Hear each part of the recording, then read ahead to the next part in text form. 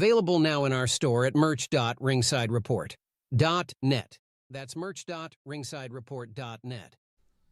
Yes, indeed. It's the Ringside Report Network. It's the UFC 294 watch along. Let's go. Start.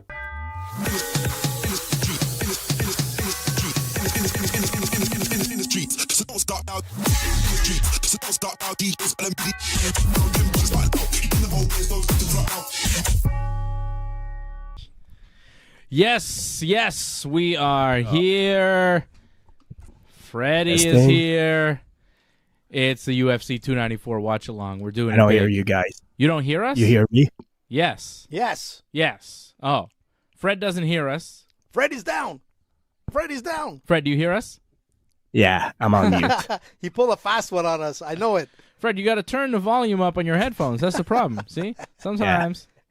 Move over a little bit. Where? This way? Yeah, there's like an empty space. There we go. What the hell? That's nice. Now we get to see the nice We the Ones in the background. that's Right. right. We the Ones. We got to always acknowledge the Tribal Chief here on the Ringside Report Network. Always acknowledging. Constant acknowledgement of the Tribal Chief. We're not here to talk about that. We're here to talk about UFC 294. I'm seeing Khamzat Chimaev walk into the arena. He's getting ready for his big fight tonight or this afternoon, wherever you're watching this. Co-main event against Kamaru Usman. Man, does he look sharp. Look at this guy. Look at his beard. Nice and black. What is that, Fred? See, you say you're here for UFC. I'm here to show my little figurines. Oh, adorable. Showing us What little set Legos? is it? From what? What set is it? Oh, that's The Office, isn't it? Is that Michael Scott? Yeah, I thought that was Exactly. Elton John, man. I Playing the just piano. finished it. Oh, nice. The Office, Was that Pam? #1, man. Is that Pam or Oh, that's Meredith? Meredith. Oh, yeah. I see. Nice. What? That's so cool, man. I this want is- to check it out when you're done. What's that? That's Pam. That's Pam? Yep. Beasley. Daryl. Daryl. Yeah. What? You too? I actually have it. I just What the haven't. hell, I man? haven't made it yet. I But didn't even know this stuff exists. I have the same one. Let me see, Dave. This is so crazy, man. I just blew AJ's mind. What the Just gave hell, you my- man? Exactly. I gotta do this one next. Oh, Seinfeld. Yeah, that's a nice one. Seinfeld, too? Damn, Lego's gone wild.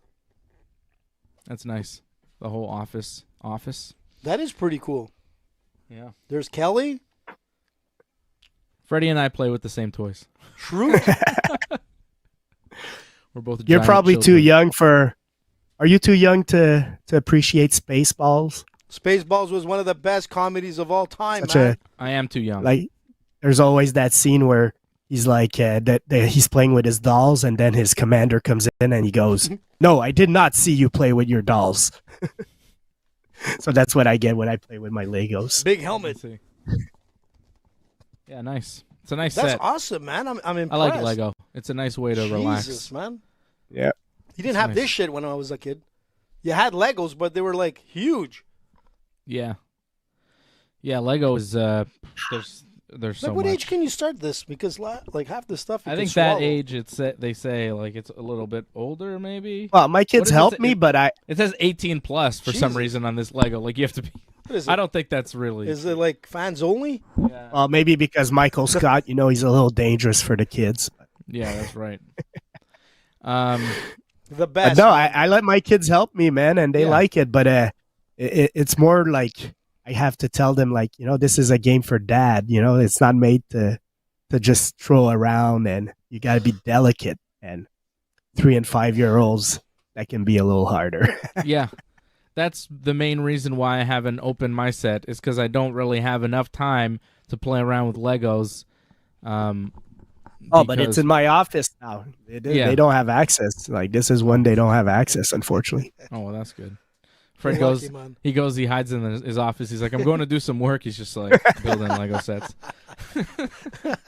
Fred is so busy. I'm telling you, he doesn't come out of that office. Man, he's working hard. He's working so hard. Jeez. UFC 294 is going on. We are waiting for the first fight to take place on the pay-per-view. I could give you a little recap of the prelims if you didn't see them. We just saw Makhachev get a very nice arm triangle choke in the third round to tap out Tim Elliott in the main event of the prelim card. Before that, we had Trevor Peek with a unanimous decision over Muhammad Yahya. Javid Basharat and Victor Henry ended in a no contest when Basharat kicked Victor Henry in his balls. What? A crazy moment in that fight was after Victor Henry was terribly hurt and down. It seemed like the Basharat kicked him in the leg, but also clipped the balls. But, Again? But in the replay, it wasn't clear that he kicked him in the balls. So the doctor came in after about 2 minutes, because you get the 5-minute clock, right, when you get kicked in the balls to recover. So about 2 minutes after this guy, Victor Henry's just writhing in the corner, like he's in terrible pain. He sounds like he's dying. The doctor eventually comes and checks on him, and he's like, yeah, you got kicked in the leg. He's like, what? What do you mean? He's like, no. What? And the commentary, DC, is like, what do you mean he got kicked in the leg? What are you talking about? Look at him. It was crazy. It was nuts. And it was a legitimate kick to the nuts then? Yeah, man. Okay. The guy, Josh Barnett was in his corner as his coach, and he carried him to the back. He, couldn't walk. What? It was horrible. Yeah, the guy was... I hope Victor Henry doesn't have serious testicle damage, but... This guy got kicked in the balls, and he was, on the ground, couldn't get up, it sounded like he was dying. It was it's horrifying. funny, but it's horrible for him, man. Yeah, anytime a guy gets kicked in the balls, the problem is it's really funny, but it's also, but as a man, you also go, yeah, that funny. must be really painful, too. It ain't You feel funny, his man. pain. Christmas is coming, man. You can play in the Nutcracker. Fred, you're saying it's not funny? No, it's not Come funny, man. Oh. You shouldn't laugh of kicks to the balls, or you deserve what? And being It's laughed hard not at. to, man. It's hard not to. Cedric Dumas won a very close decision over Abu Azatar, 29-28 on all three judges' scorecards. Yeah. I was gonna say, I don't know if you could answer my question, but how many underdogs won as of yet The for that $19 million. super parlay? That's right, Freddie. None. $1 bet got you $19 million if all the underdogs came out at Bet99. A couple. Hey, Freddie, how do you like the Oh, yeah. T-shirts, by the way? Nice, man. Hey, they're nice and they're comfortable, man. So we're gonna have to give a couple to our listeners. So, who wants a T-shirt? At some point, we'll get you one. Yeah, we will do some giveaways at some point of these sweet Bet99 T-shirts. One upset was Mike Breeden knocking out Anshul Jubli. The lone Indian fighter on the UFC's roster looked like he was cruising his way to a decision win. He won the first 2 rounds, and then Mike Breeden came after Jubli, started barking at him in the cage. His corner was like, you need to knock this guy out. You need to finish him. Breeden comes out, just smashing, throwing big punches, started literally barking at him. It was crazy, and he was, going after him. And he knocked him out. He finished him. He just gave him ridiculous pressure, and the guy couldn't handle it. And Jubli went down, and Breeden got, I think, the lone upset victory of this card. Damn. Muhammad Naimov was maybe, was he an underdog? Not much of a jubilee, I guess. Muhammad Naimov also plus 285. He got the win over Nathaniel Wood. Wow. By decision. Okay.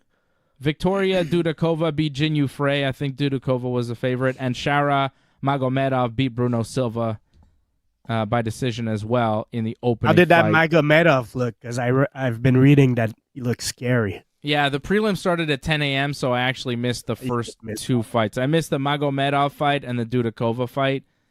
I only started watching with the Naimov, so I don't know. But, he won unanimous decision 30-27 on all 3 judges' scorecards, so that's pretty convincing. But, yeah, I'd have to go back and check that fight out. Good fights, though, on the prelims. The ones that I saw. I missed the first 2, but the rest of them were pretty good. That guy's 12-0. 10 knockouts. I've been reading that he's a legit prospect. Sharabutin Magomedov. Yeah. Dagestan is in the house. Here we go. It's Saeed Nurmagomedov versus Muin Gafurov. What is the flag for Gafurov? What is that? It looked like Is that I thought it was Bulgaria. I don't know. I don't think so. I don't think so. I thought it was Syrian. Turkestan. Turkestan, of course. Of course, I didn't know that was a country. Me Neither neither. did I. I know Turkey. Let's be honest. I know Afghanistan. I Kazakhstan. Tajikistan? That I know. Don't Tajikistan. Hey, hold on. It's Tajikistan. not Pakistan. How do you spell it? Tajikistan. Where is that? Well, Where's Tajikistan? Tajikistan it borders Kyrgyzstan, where I think Valentina Shevchenko is from, right? Okay. It's near Kazakhstan and Okay. Afghanistan That and was close. Pakistan and Man, Turkmenistan and Uzbekistan. AJ was right. It's in that area. AJ was right, man. I called them all. What do you call that? Under Russia, over India? What do you call that stuff? Asia? Mixed up. Asia? Is that Asia? Yeah, that's part of Yeah, Asia. I guess it would be Asia, yeah. Yeah, I mean, I guess it's in Asia. Doesn't this guy look like... Muin Gafurov, underdog coming in. I've got Nurmagomedov because you never went broke betting on Nurmagomedovs in MMA. You know what I'm saying? No. Those guys win. Yeah, especially when the word Dagestan is attached to them. Tajikistan. See, we learn about countries we didn't even know about watching these UFCs. Doesn't he look like a smaller version of Hamzat? Saeed? Like less of like a lot of these guys got a Khabib. similar look. They got the hair, they got the beard. But he doesn't look like Khabib, but he looks more as a relative of Hamzat. I mean, okay. Look at him. Tell but me. don't you feel like Hamzat could be a relative of Khabib in a way? Could be. I mean, Not really. they No, all- a lot Hamzat is of a them- much bigger guy. I'm saying that. All right. Look at the crowd in Abu Dhabi, man. And listen, man, we're lucky because everybody's watching this. Ireland, the UK, the US, Canada, Japan, Abu Dhabi, all at the same time. Tajikistan. Shout out to Muin India. Gafurov fighting out of Dushanbe, Tajikistan. I love it. I Yeah. wonder if we have anybody watching right now from Tajikistan. If you are watching, shout out to you. We love you. Listen, man, I'm going to tell you something. This guy here was he was something in one championships. He's a no joke. I mean, he's a tough fighter, but I mean, I think we all went with Saeed on this. I think so. Yeah. Is this on your parlay? Yeah, that's on my parlay. Did man. you post a thing? AJ? AJ didn't post a thing. Damn it. AJ, Where's PR man. Mark, man? He has to remind me. I know he's So listening. my parlay was Basharat, Makhachev, Ankalaev, Aliscarov. Basharat was a no contest, so that's Whoa. like a push in the parlay. Yep. Makhachev won, so I just need Aliscarov and Ankalaev. Shit, you're on the way, Fred man. had Nurmagomedov in his parlay, and AJ has Nurmagomedov by decision. You did a really weird parlay where you picked the finish for every fight. Well, you know what? I wasn't going to go with the same thing with Freddie because then it was going to be like... And here we go. I had to go a little bit. I had to put a little twist in it. Here we go, man. Come on, Saeed. Take it to the distance. Win it. And here we go. Oh. He's a bantamweight, man. He's he's tall for bantamweight. And So. here we go. Yeah, we heard you. Here we go. Yeah, what's going on?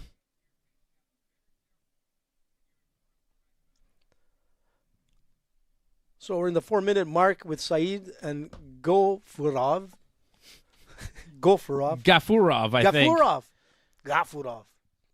These are bantamweights Look here. at the hair on his back. He's got a little patch of hair there. Yeah, it's true. Gafurov has like a little patch of hair in the middle of his back. Nowhere else, but just on that It's hard little to spot. shave, man. That's hard to get there to shave. Maybe that's by it. He yourself. wasn't using Manscaped. That's why.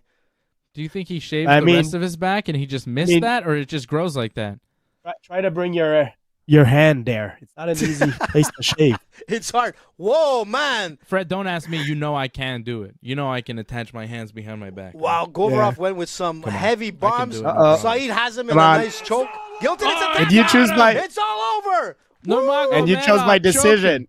AJ Parlay. Yeah, my AJ's parlay- parlay's dead. Nurmagomedov choked him real quick there. Jesus. But you see What the how hell? Govorov came out with like some heavy bombs. Boom, boom, boom. And he walked in right into a guillotine. Did you see that, Freddie? His head went right into it. If you're going to come out wild and throw punches, don't go in like a torpedo. This is what happens. It looked pretty scary for a moment there. I thought Govorov was going to be, delivering some heavy punishment. But you see how he goes. He goes for that single, walks right Went into in that sloppy. guillotine. Sloppy, man. He got overexcited because he might have Blame it on the connected hair, a shot. And That's a real nasty choke. Wow. Super deep. I like how he went like rear naked choke grip on the guillotine. And it's nice That because was like he didn't did a He didn't front grab guillotine. him underneath. He went like here and then here, like Yeah, it was that. very nice. It was like that, right? It was sort of Not like sure a I would Conan have to Ryan move, re-see it. man. I got to see that again. was- That was a weird grip on that finish. Was it like That was- that? Like over top? He started. I think over he top. had this hand under, and the other one was like on his back to put the pressure. Like Darcish almost. Yeah. Wow, impressive. That was man. nice. Man, look at Gafurov. He's crying, man. He's on the bench. Can't Yeah. believe what happened. No, he's crying, dude. That's mean, tears, man. the A whole- lot of joy. Everybody in Tajikistan is crying, AJ, right Tajikistan. now. Sorry, Come on, Tajikistan, man. I thought you would do better. But listen, he opened himself up for a perfect guillotine, man. You can't torpedo like that and not defend it. He got overexcited.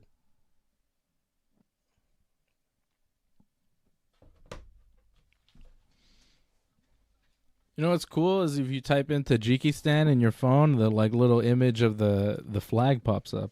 Really? Yo, your phone knows Tajikistan and you don't. Man, it knows a lot, that phone. Hopefully Saeed- not too much. I just typed Tajikistan on my phone to send a text. Saeed Nurmagomedov with a first round submission in the first fight of the night. How long Translator did that looks take? like Eddie Not long. Alvarez. It was about 2-minute mark? Not even? You see how he's going wild here, Dave? So, Yeah, he went super Gafurov- wild with punches, and then... and he got caught in a guillotine. He Yeah. went for like a sloppy. Let's see. He went for like a bad single leg Yeah. too. He went on like an went in angle. for a single leg, and Saeed's like, "Yeah, cool. Here's a choke." Okay, let's take a look at the choke. So it's over the top here. Oh, he did elbow to elbow. He kind of did... Yeah, he's like underneath that's- like that. That's a Damian Maia move, actually. Like he's going. Yeah, that's Damian Maia, like one-hand chokes usually. He does that from the top where he closes elbow to elbow. So Freaking very nasty. impressive, man. Kind of like Damian Maia. So compliments to him, man. He stayed like right up front. Beautiful choke. Very deep, Almost man. like an Ezekiel, I would say. Yeah. It almost looks like. Kind of. But Like- that's yeah. what Maia kind of does. The you know, sort of for his grip. one-arm choke. That's an unusual guillotine grip. Oh, like look that who's was there. weird. Dave, look who's Oh, there. no, it's Steven Oh, Seagal. my God. Oh, he's orange. He's orange, Somebody's getting man. kicked in the face. Jesus. There's Aljamain Sterling. He was dressed. Listen, man. If you can't see it, Google it. He's dressed in full garb. He looks like a Buddhist monk on coke. That was crazy, man. Did you see how dark his beard was? He was so orange. This has got to be a joke. It's Halloween, right? Coming up. What's he doing in Abu Dhabi, man? Nico in the house. He's gonna show everybody All right, how man. to. Guaranteed, he's gonna take credit for everything here. He just took credit we- for that joke. I think this next one will be another mismatch, so I'm expecting another quick fight. Well, so far I got like half my parlay right. I got the win. No, your parlay's dead. No, I know, but I'm gonna still go with like No, you lost. I got to. No, you don't have to. Your parlay's lost. Me and Fred's parlay still going strong. Fred had Nurmagomedov to win. Damn, Dagestan. Fred's I should've parlay put was the all choke. the favorites on this card. Let me give you what Fred gave you on Thursday night. We pick the winners every Thursday night on Ringside Report MMA. Tune in every Thursday, 8 p.m. We're wearing the Bet99 shirts for a reason. Proud sponsor of the Ringside Report Network.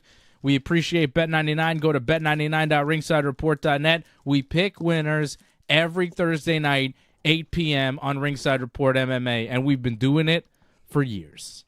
And Freddie gave you a winning parlay last week. My parlay was off by one round, basically. One round that went the other way that should have gone our way, really, in the Jennifer Maia fight.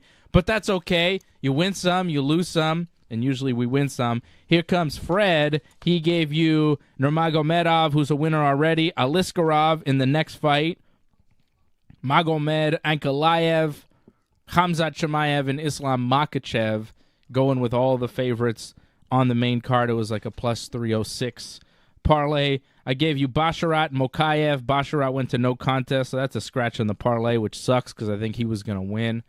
Then I gave you Makhachev, who won by submission already, and we've got Ankalaev and Aliscarov still to come to get the Team Dave parlay to cash in. And AJ's parlay was a little too bold for my liking. But I had no choice, man. I couldn't go with Freddie's, the same pick as Freddie's. You could have if you want to just be a winner, you know? No, but I figured, listen. You could have added Makhachev to your parlay and spiced it up and been cool. Listen, no, I could have picked, like, Saeed to win by, like, submission, and I would have, like, been in, like... You could have, but you didn't. You picked Nurmagomedov to win by decision, and he won by submission, so your parlay died, unfortunately. That's because AJ. Gafurov decided to be, like, completely like a loco and try to go for a single on a really bad angle and open himself up to exactly what happened. Here's Alexander Volkanovski making the walk into the arena. What's that T-shirt he has? Some sort of dog. It's all pit bulls, man. Volkanovski's got some sort of dog theme. He's got a T-shirt with dogs on it, and he's got a chain that says dog, D-A-W-G, dog. I don't understand, because he's the underdog. Is that...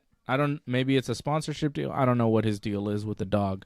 But Volkanovski walking in, he takes on Makhachev in the main event. And guys, you guys both picked Makhachev, and I was all by myself, Lonely Dave, going with Alexander Volkanovski.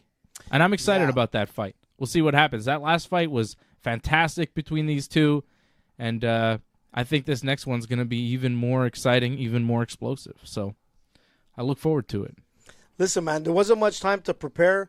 Like I said on Thursday's show, you know, he's coming off surgery as well.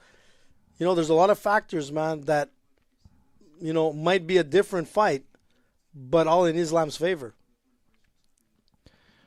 Coming up, we have Warley Alves and Ikram Aliscarov. They're doing the swirly video packages for them. Did you say swirly whirly? Swirly whirly, man. That's what's going to happen to him. He's going to be a walking punching bag in this round, in this fight. Who, Warley? Whirly, man. He's going to be swirly. Swirly, what did I... listen. Swirly, whirly, Warley. Exactly. I get it. I was like, what the hell is he talking what did about? I pick on that? Was it a decision or no? That was a knockout, I believe. Doesn't matter. No, I just got to see, Dave. I got to see how close I am. You've become irrelevant at this point, AJ. You have Ikram by knockout. Yeah, that's what's going to happen. I have Ikram on my parlay to win. Fred has Ikram on his parlay to win. Here's your tail of the tape for this fight. Look at that tail. Quite a tail.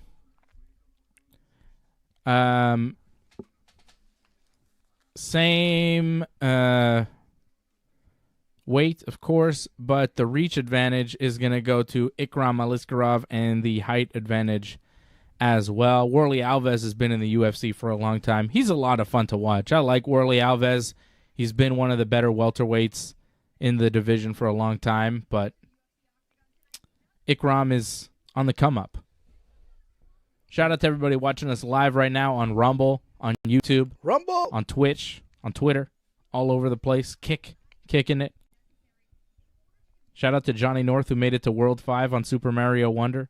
Is that good? Well, I mean, yeah, it's pretty good. Pretty good so far. How many hours?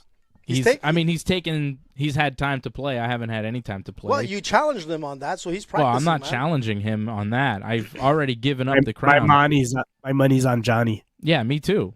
I'm not challenging him.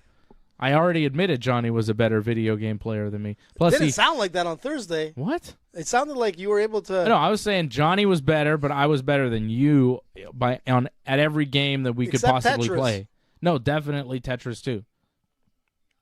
We're going to do video game challenges on this channel, and I'm going to destroy you. It's going to be awesome. But I was so sure that you said that you could beat Johnny in, like, Super Mario or something like that.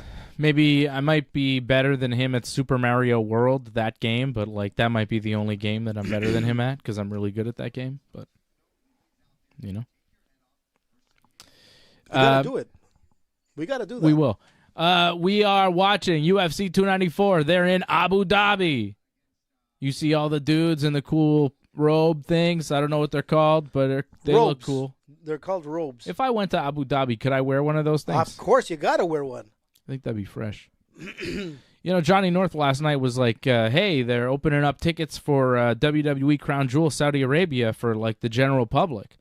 I was like, yeah? You want to go? That'd be cool, man. That would be so cool to go to Crown Jewel. You know the show is going to be great. They're going to have all big matches, big stars, and Saudi how much Arabia. Is that gonna cost? How much Huh? is that costing you? Oh, I have no idea.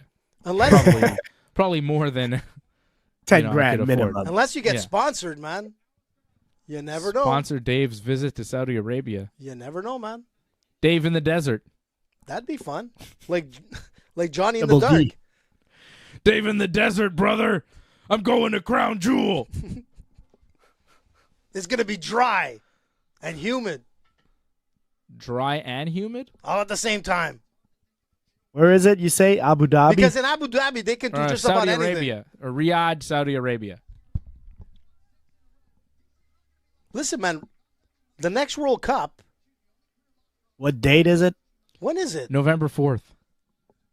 Am I losing it? Isn't it the next World Cup in Ikram Aliscarov making the walk out of Dagestan, Russia. Another one. Am I right? Freddie, help me out here. The World Cup What? Championships. FIFA soccer. The Euro. Didn't they already this do year. one in like Saudi Arabia? It's Didn't they the already Euro do that? The Euro or 2000 something? The Euro? Well, Euro is in 2024. Okay. Yeah, but where's the one that's happening in? Didn't they already do that in I like thought- Saudi Arabia? A World Cup? something? Wasn't it? Where was the last one, man? This one, I don't know. I forget. Damn. It was somewhere. Like it wasn't. I don't think it was Saudi Arabia.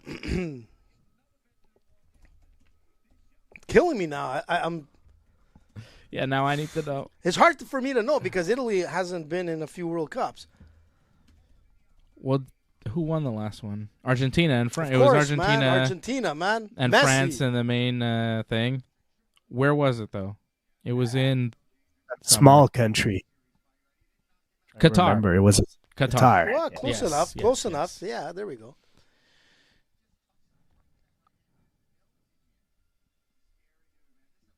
So I've got Aliscarov here to beat Warley Alves, and if he does, all I need is him winning and then Ankalaev to win, and Team Dave is done for the night. Then we're good. We can go home. Cash out, man. You know? Show's over. All these guys from Dagestan. Let's get this out here. I mean, this is look at this. That's sick, man. This is Look at that. serious business. Jesus, look how scary. Let's you got. go. Look how scary you got, man. Just putting that on. You need the beard, man. You just need the beard. For some reason, Dave, Where's the fake Expedia website isn't working. Oh, But on hotels.com, I found you some rooms in Saudi Arabia, Riyadh for $55 a night. That's not bad. I'm not Sick. sure about the neighborhood. yo, I bet you the rooms are amazing too. I bet you it's beautiful. I bet you all the neighborhoods are safe. Apparently, it's a very safe area. You know, Yeah, man. I don't it's a think. safe country. Sure, man. You don't mess around if there. you do crime, they like cut your hand off or something. You know, There you go. they're serious about punishment. That'll kind of like. I'm not going to go to a make you foreign think country twice. and do crime. I wouldn't suggest. I only it. do crime in my own country. All right, I keep it at home.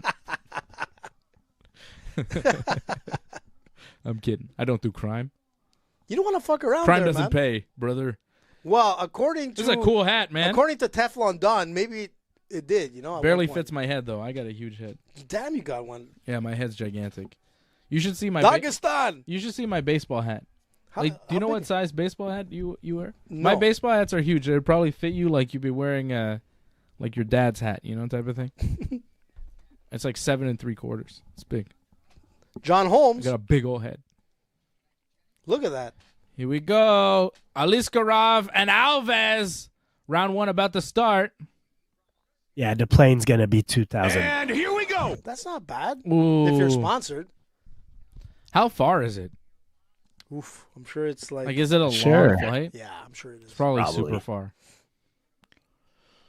Well, I'm actually, not going to Crown Jewel.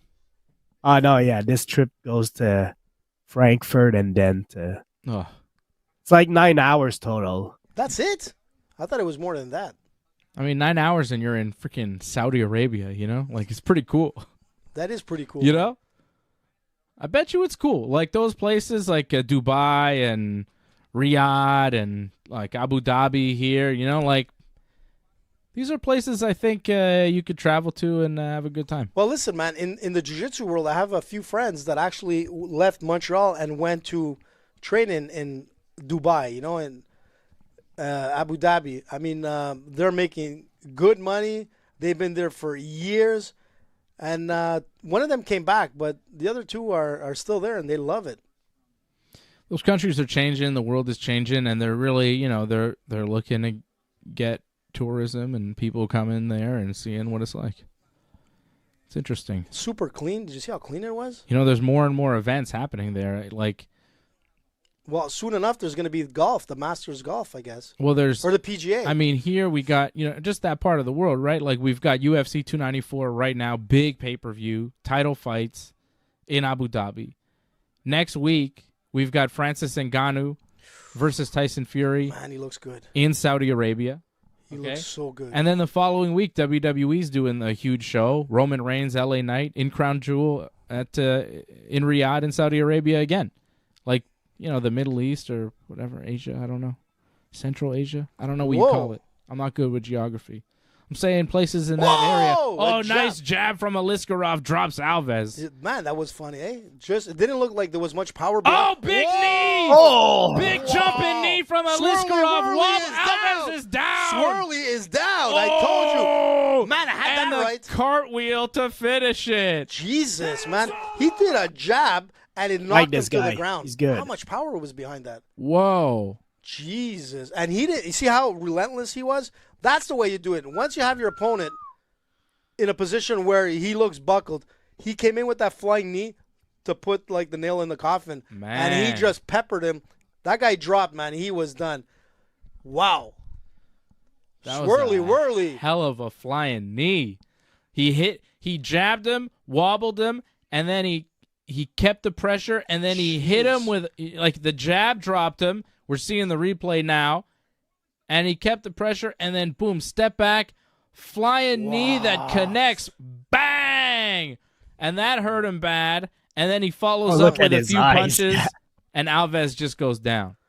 You saw Alves' eyes after eating that knee. It was like, whoa. Man. Scary, man. Uppercut.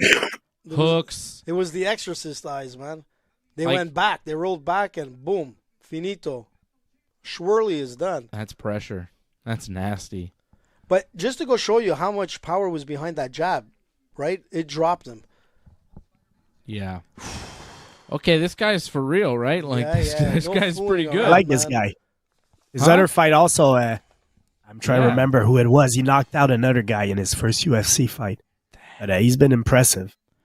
15-1 now. Lost to Chimaev. Only loss in his pro career is to Khamzat Chimaev back in 2009 for Brave FC. They fought in Amman, Jordan. He knocked out 2009? Phil Haas. 2019. Yeah.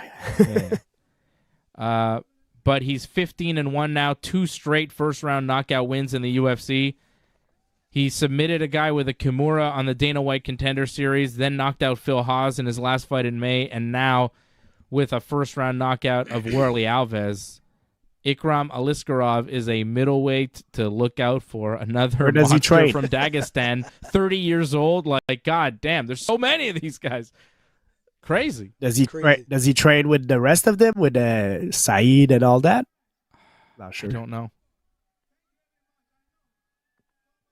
Man, I don't know. I don't know if he's part of the team Khabib. I think I wouldn't be surprised he is because I didn't see who was in his corner.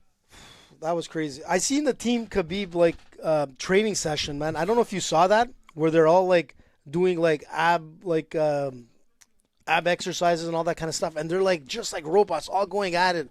I saw Khamzat and all the rest, and I see Khabib walking around, man.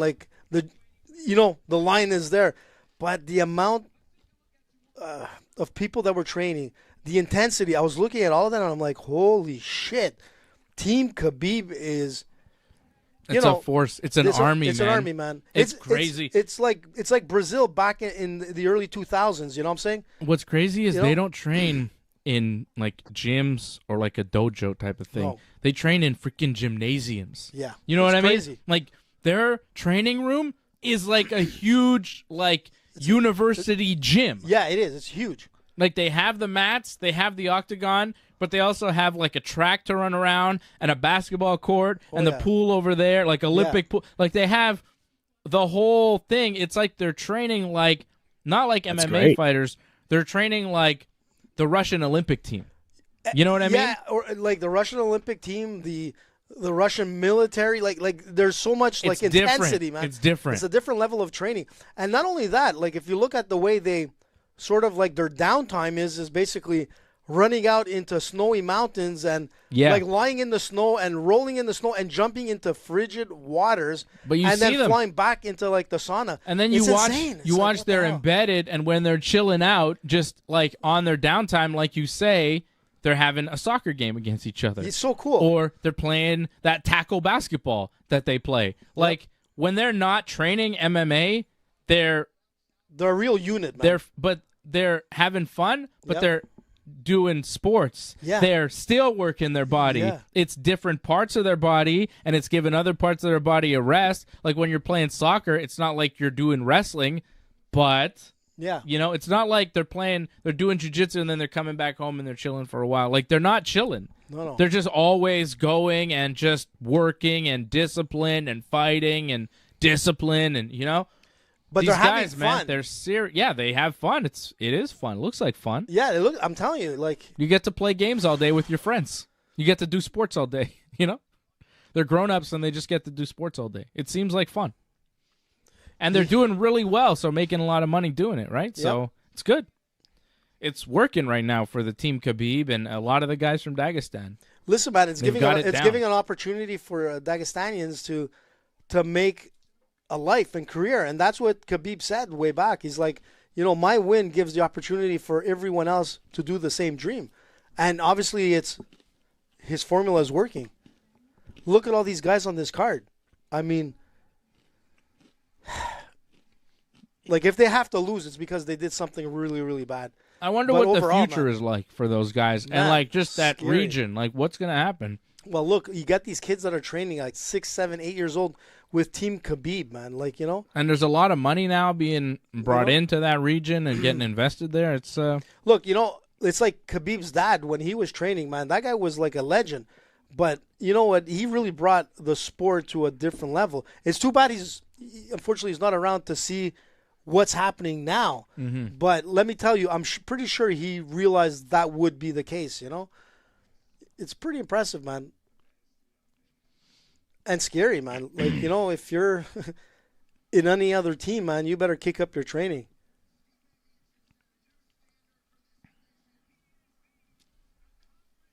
Dagestan has really been opened up in the UFC. Here we go. We're seeing a commercial for John Jones and Stipe, which is the next pay-per-view, which is pretty cool. Right? Stipe looks good. I got John Jones. 3 weeks away, guys. We're 3 weeks away Look at from that. Jones, man. Wow. Jesus. 3 weeks, okay? Is that crazy? Look or at my what? calendar over there, AJ. You see that on the calendar? It's You packed, see November 11th? Look at November 11th.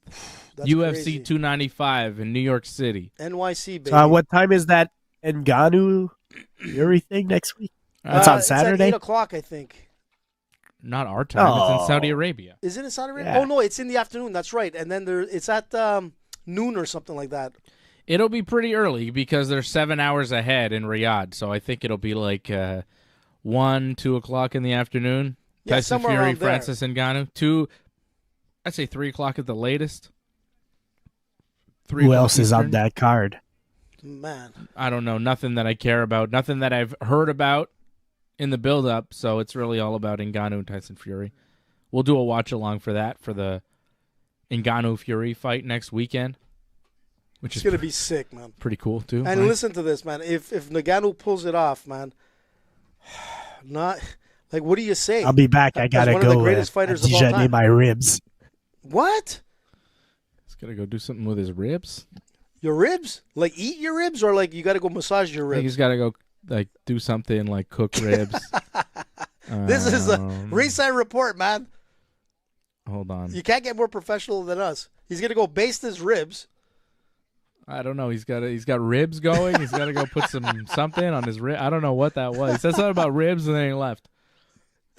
We'll get the full story from Fred on the ribs when he comes back. Maybe it's his ribs. Like he's got to put like, I don't know, tiger balm or something on his ribs because he's done a lot of jiu-jitsu this week apparently. No, so. it's not his ribs. I think he's cooking ribs. That's what I'm thinking. But that's what I'm saying. It's either he's basting ribs or basting himself. Basting. Listen, man, Ngannou. John Jones, we're seeing some John Jones highlights. Yeah, John Jones, I mean. Fred said he's got Stipe. No, he's got John Jones. I said, and for sure. So do I. Yeah, do you have John Jones too? Wow, you're actually picking John Jones in a fight? Yeah, man. I mean, like what he did at heavyweight to Cyril, I mean, how can you go against him? And you know what? He looks good, man. You know, John Jones. I know people. I don't have to be crazy about his lifestyle. Mind you, he's changed quite a bit in the last year and a half, you know? Yeah. There's been, like, no controversy with him. But, like, when you look at his fighting abilities, I mean, you can't deny it. The guy is one of the greatest. But right now, knocking on the door is Ngannou, because that's what I was saying. If Ngannou beats Tyson Fury for the heavyweight championship of the world in boxing, so you've got an MMA champion in the UFC, and you have a world heavyweight champion in boxing.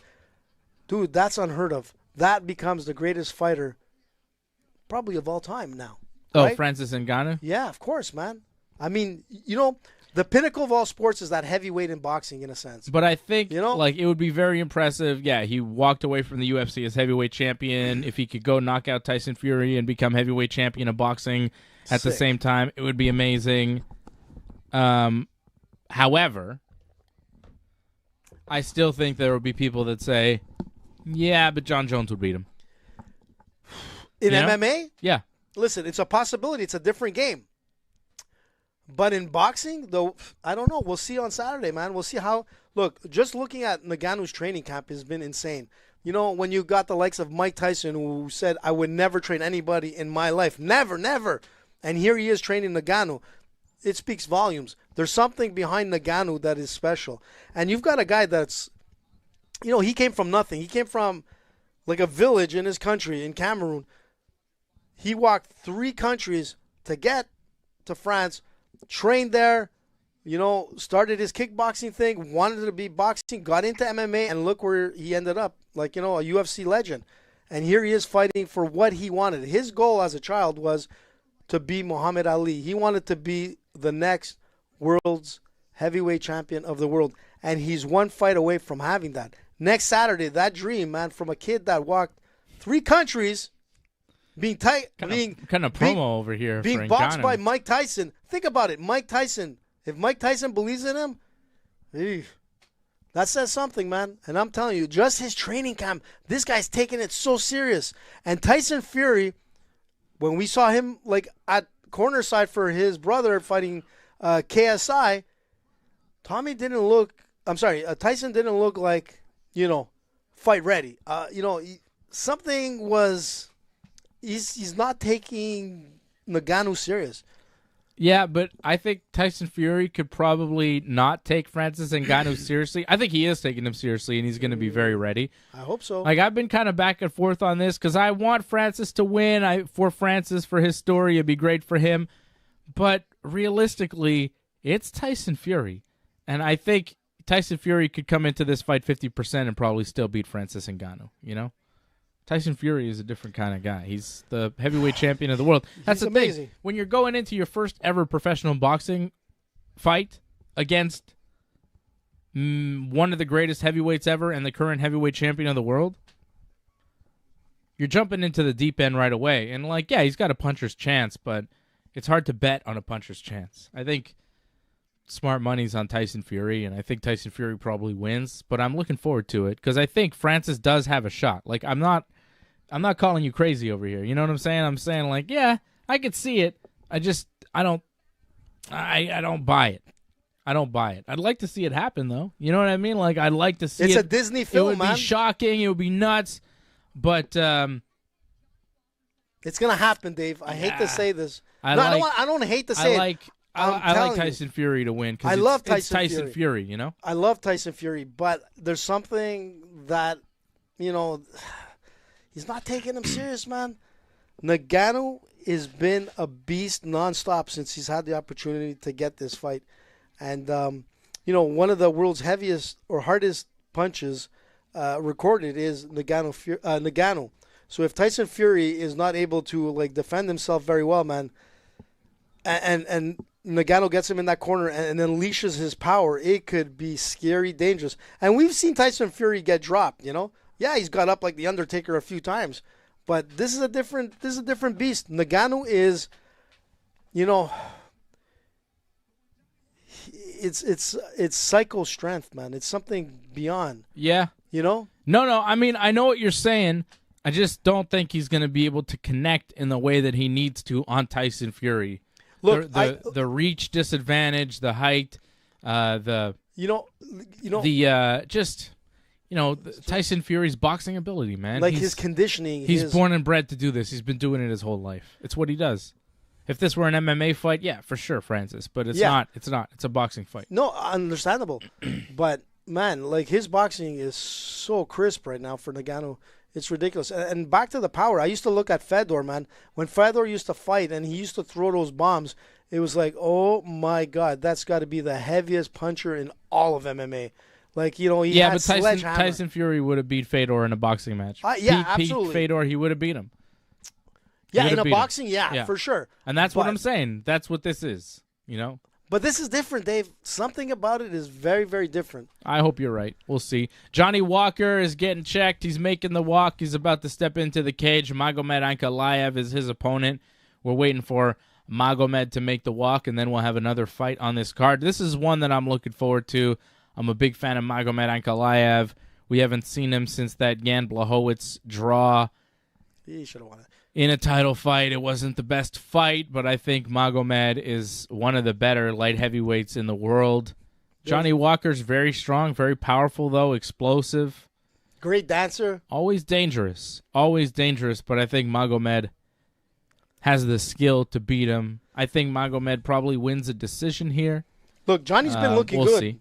His last fights, he's been winning. Yeah, he has. He looks in great shape now. You know, have a drink on me. Johnny was one of my picks to be world champion at one point years ago, until he did that stupid superworm, and then that kind of like put a dent in his career.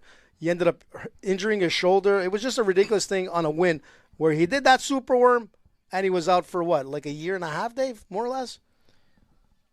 And he wasn't the same after that, right? Like he didn't have that same that same like lightning speed. But he's on a winning streak now. He looks great. But he's going up against Magomed, man. Holy smokes. I think Magomed's going to fight for the title at some point.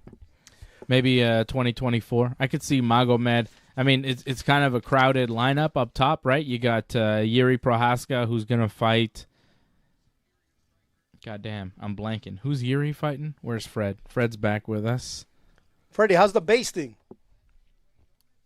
He's my ribs, they're fucking looking nice, man. They're gonna be delicious. Slow cooking since 11 this morning. Nice. Fred's got a nice dinner waiting for him when he's done this pay-per-view.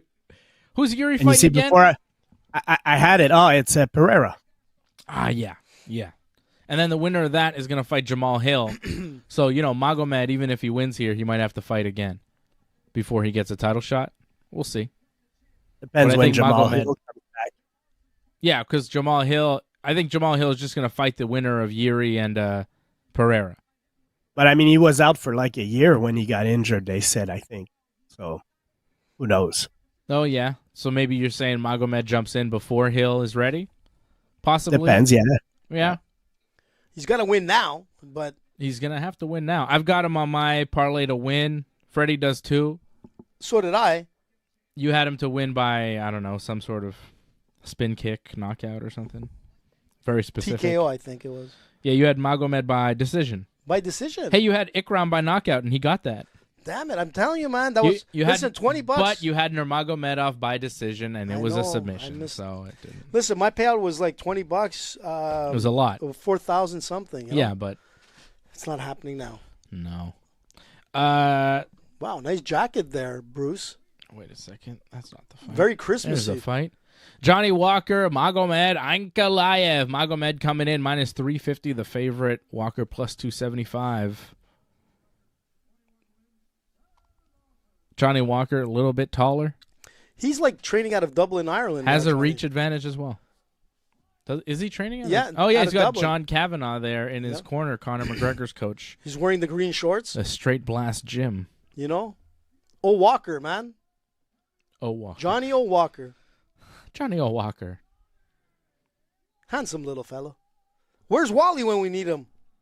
Where's our UK fans, our fans from Ireland? Shout out to everybody watching us around the world. As AJ points out, it's not middle of the night for a lot of MMA fans around the world. Some of them watching fights sometimes at 6 in the I morning. mean, people in 5, 6 in the Australia, morning. Forget it. like I think people in Australia that want to watch Volkanovski, they're probably in for a rough night because it's like 2 a.m. right now, probably. Oh, that's true. That's true. But it's getting, at least it's like still not closing hour right on the pubs.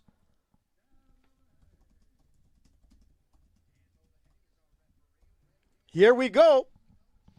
All right, Magomed Ankalaev, Johnny Walker about to start here at UFC 294. And here we go. Cashews are addictive. Cashews are good. What do you get them salted?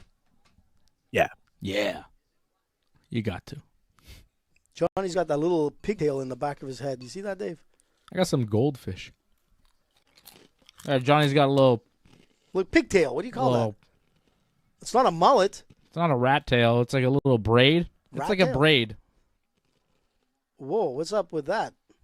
With what? They did some kind of like Irish jig there with their knees.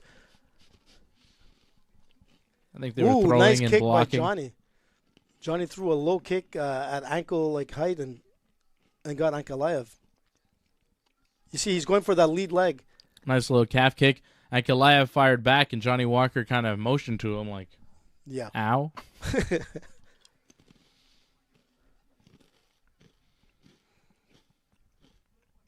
I mean, Johnny, if he gets like on the inside and gets him in a clinch, he's dangerous with his elbows. Johnny might want to keep him at distance because he does have that reach Oof. advantage. Nice push kick there from Ankalaev. And nice inside leg kick.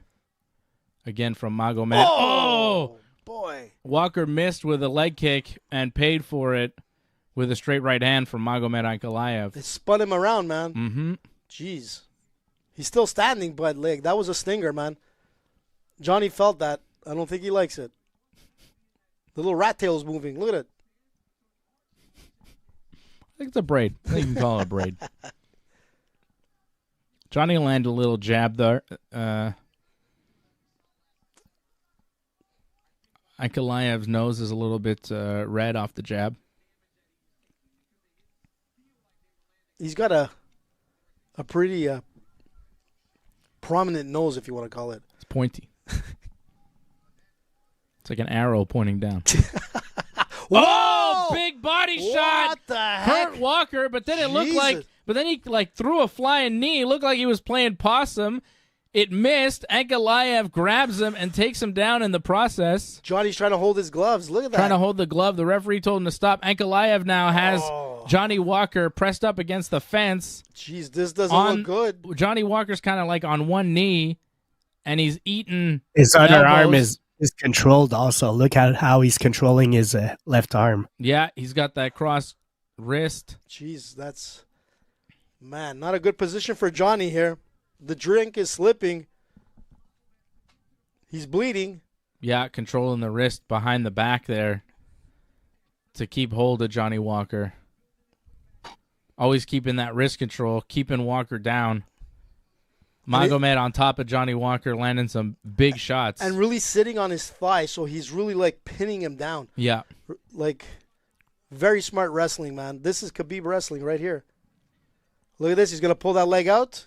Is he? Walker trying to get back to his feet. He might. Oh! Was that Ooh, an that's illegal knee? illegal. No, come on. He's on illegal, his way man. up. I think it He was was- an illegal knee. He was on one.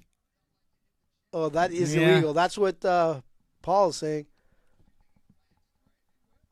Come on, don't give me no bull crap. No, he was trying to. Oh, that was a knee to the face. Walker was like on. I don't know, man. He was still on one knee. He didn't have a hand down. He was on one foot and a knee, and Magomed hit him with a knee to the face. Don't tell me Johnny's going to try to play this game. He's going to try to, I'm dizzy. They're in a timeout now. The doctor's checking on Johnny Walker. I've had too many drinks. Please call this. I think Johnny Walker's okay. So disrespectful, AJ. Man, I want to see this fight. I don't want to see it like... All that because he wants to have the right pick. It's the only reason, because he likes Johnny Walker. He's got an interesting do, actually, Dave. Take a look at that. He's got like... yeah, very fancy haircut. Yeah, he's got like a Walker. mohawk, kind of Mr. T style with... Like a braid down the middle and some stuff shaved into the sides of his head. Pretty cool, They got to take a point off? That's an illegal shot, man. It was pretty... If Johnny accepts to continue, man, I wouldn't disagree against a point on that one. Oh, they're calling what? it They're off. calling the fight? Come on, bullshit. That is ridiculous. No, What's whoa. Johnny Walker wants to fight. Come on, He man. wants to fight, and the referee called it. After the referee called it off, then Johnny Walker pushed the referee, was like, what the hell? Whoa. He's Get telling out. everybody to get out. He's saying he's fine. He wants the fight to continue. What the hell is going on? No, you got to let them The fight. doctor told the referee that the fight couldn't continue, then the referee called it off. But Johnny Walker, as soon as the referee went like this, where'd Fred go?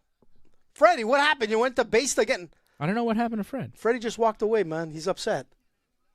Oh, Johnny Walker is they're looking to Magomed fight. and Walker want to fight each other now. Come on. Let's get that doctor back in There's there. a bunch of security now trying to stop them. Magomed wants to fight. Johnny Walker's trying to fight. They're trying to break away from the security. What is going on? No. Pandemonium. Wow, this is getting crazy. But you know what? Let them fight. This is ridiculous, man. I think the fight is over. Wait, they can still recall it, man. Let the doctor... There comes Dana White in the octagon. Dana White is in the octagon. Relax. He's telling Johnny Walker to relax. Go in your corner. They're gonna restart it. Wow, man. Dana White had to get into the cage to tell Johnny Walker to get in his corner to relax. It's over because they wouldn't stop. They were trying to fight each other with all the security. This is a complete mess. This is the same doctor who told the guy who got kicked in the balls that he got kicked in the leg. The doctor's telling the referee that the fight has to end. Johnny Walker's saying he's fine. Come on, this doctor, man. What is he, Dr. Seuss? This is ridiculous. the worst doctor ever. And then the fight's called off. Johnny Walker doesn't understand the fight's called off. He goes to continue fighting. The referee stops him. Johnny Walker starts pushing the ref. Oh, the crowd is going crazy. Security jumped in.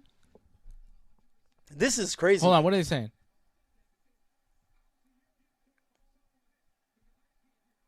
No, there was a mistake with the trainers. There's talk going on here. Miscommunication. They're talking to the guys. Dana's in the cage.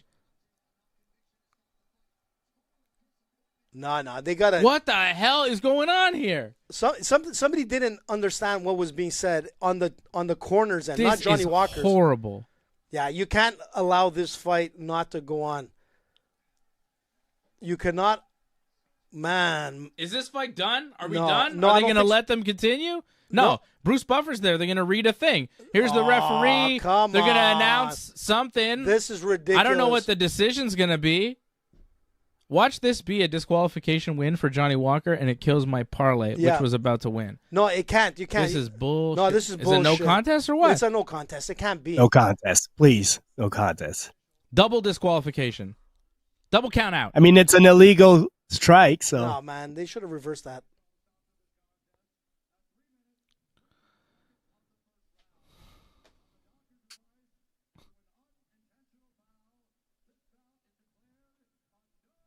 No contest. No contest. Boo. Boo. Boo. Awful. Boo. No. Oh, he's mad. Wow. Man. Magomed kind of pushed Johnny Walker after they had some words. Dana White is telling them to leave. Johnny looks like it doesn't seem to be Johnny Walker's fault, though. So, I'm not sure why But look, he's Johnny mad was at getting him. pounded there. He got that punch to the liver, man, and he wasn't looking good. Yeah, he was done. He was done. Like, honestly speaking, Magomed gets screwed again. No, hold on. The doctor. We're showing a replay of the doctor. Look, he looks perfectly fine, Johnny.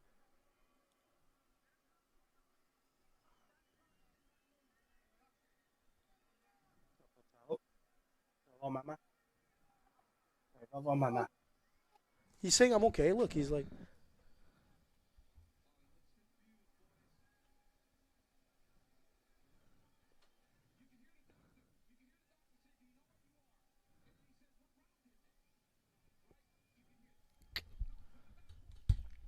Oh, man.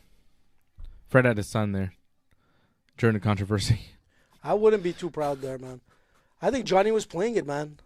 I think Johnny was playing it. He knew he was going to lose, man, and he figured this is an opportunity to have this fight again. Disappointing, man. Hey? That puts like... That was crazy. Listen, man, when Dana White got in there, I was like, maybe Dana's going to be able to talk to the ref and, like, reassess it. Oh They should have been able to allow this fight to happen. So it's officially a no contest. Yeah. That was horrible. That was such a mess. But it did seem like Johnny Walker was maybe confused when the doctor was talking to him. He was like, what no, round? Because he didn't understand that. I don't think he understood what the doctor was saying to him.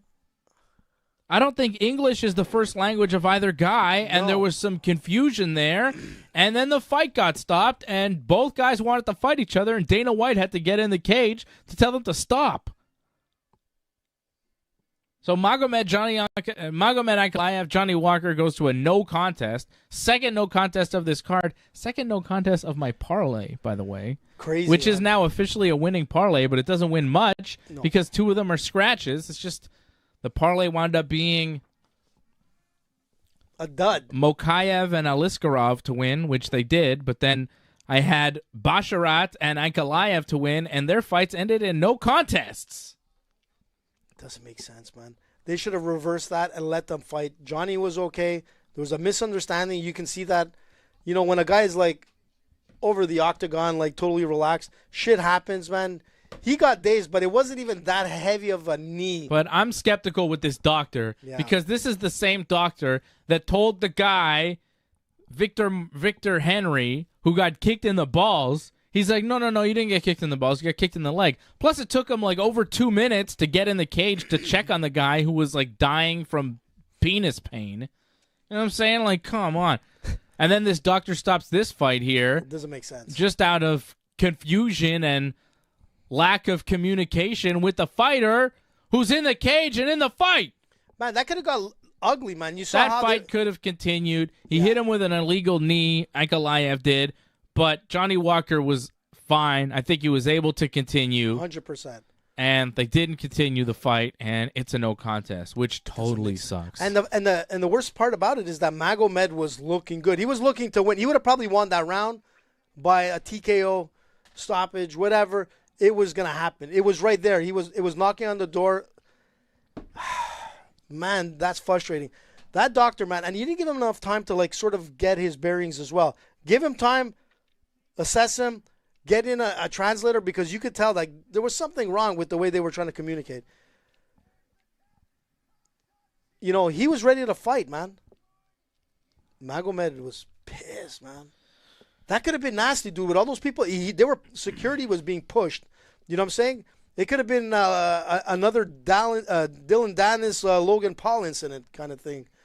I mean, it could have got messy there. It got pretty messy. Security, the referee got pushed. Everybody was getting pushed. Yep. And then it was weird too because Ankalaev was like, whatever. I guess. It was bad, but then Johnny Walker was like, "Come on, let's fight. What are you doing? Like, don't you want to fight me? What's your problem?" And then Ankalaev just was like, he like went bananas too, and he started going crazy trying to fight him. Man, security had to be like, you needed 3 guys. You see how, like, you needed 3 big guys to sort of keep like Nurmagomedov to the side there. It could have been dangerous, man. That was a wild scene. Yeah. I mean, it gives some excitement to this card. Yeah, but that's not what you want, man. No. I wanted a finish to this fight. I wanted a winner. How about a winner? How about Ankalaev winning, too? I thought Ankalaev was on his way to a win. 100%. That punch to the body that he dropped him with looked devastating. He looked like he hurt him real bad. And we don't even have a winner. Fred is back from... Freddie, basting, man. Fred, how's your boy doing? He's all right? Is it called a no hold contest? On. I don't hear Fred now. Freddie's out, man. Fred, I don't hear you at all. What's going on? It's Fred. Oh, It's there a you go. Fred problem. All right. Is that Yeah. right? Oh, there's still pandemonium going on. Fred's got 2 kids. I mean, I've got 2 kids too, but they're with their grandparents right now, so I'm safe. And I'm pretty safe because I'm over here. Papa! Yeah, Fred, if you have to go, you could go and come back whenever you need to. Do what you need to do, man. You're all right. he wanted to play in the basement, and Oh, man. I didn't let him. So Oh, Well, 'Cause let him play in the have a little- background. I have a little gym behind here. I got mats, I got everything, but yeah. I don't really want to have 2 wild kids in my back when I'm talking here. You're the bad guy now, man. It happens. It happens. Yep. That's what we do. Here comes Hamzat, man. You see the sacrifices And we this make for card the is- Ringside Report Network, spending time away This from our card is- families for the Ringside Report Yeah. Network. We keep the kids locked away. This card's going quick, man. We're already like in the co-main event, and it's only started like an hour and 13 minutes ago. Yeah, that's not good for the sponsors. You know what I'm saying, Fred? It's good for me though, because Right? I like to Yeah. do other things. I don't need to be watching UFC for 6 hours at a time. Let's I go. want to eat my ribs. Man, I want to come over and eat those ribs. Are you putting them on the barbecue, Fred? No, they're in the oven, slow in the oven. cooking Oh, slow. all day. Like half a can of maple syrup. They're gonna be so like crystallized and sweet. And What are you putting on some the hot side? sauce.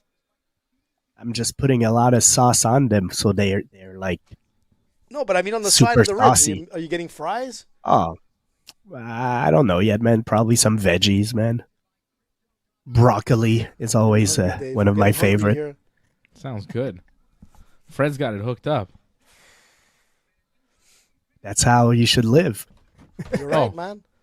I want to give a shout out to a special viewer, my son. Where? Shout out to him. He's my favorite viewer. Sup, What's Zevi? up, Zevi? No offense. Shout out to Zevi, my main man. What's up, dude? He's watching. You know that for sure? Yeah, I just got a text that said he's watching and he wanted a shout out. So Zevi! shout out, and I won't What? say any bad words. No, don't say any Okay. bad words, Daddy. All right, Zev, I won't say any bad words. I won't say the F Me and bad AJ are word. gonna No, send no, them. no, no, no. I won't say the S bad word. I No, won't no, say no, no. any of the bad words. I know. I got in trouble too. Don't worry about and it. I'll make sure AJ doesn't say the bad words too. No. No, siree, Bob. If he This does, is a family show. if he says the bad words, I'll give him a suplex. Ooh. How about that? Well, we were practicing some techniques before the show. We were doing a little bit of jiu-jitsu before the show. It was fun, Good. Fred. Yeah. I was showing AJ how I pass half guard. I was like, look at this, AJ. It's pretty Nice. good. It works a lot. But don't forget what AJ told you to really close it. Yeah, actually, AJ gave me a tip, Fred. It's going to be even more deadly. Temple to temple. I was like, huh. Made AJ's voice go from normal to... Kind of like the guy who got kicked in the nuts, you know? Yeah. Oh, no. Victor Henry went from, hey, I'm Victor Henry, to, oh, my God. Oh, my God. Oh. That was crazy. Like, it was really bad. It was so bad. It was like a guy just writhing. And you're in pain. laughing. Well, because, That's not I mean, cool. it was It's funny, man. AJ's laughing. I'm not laughing. I'm just giving you an impression of what he sounded like.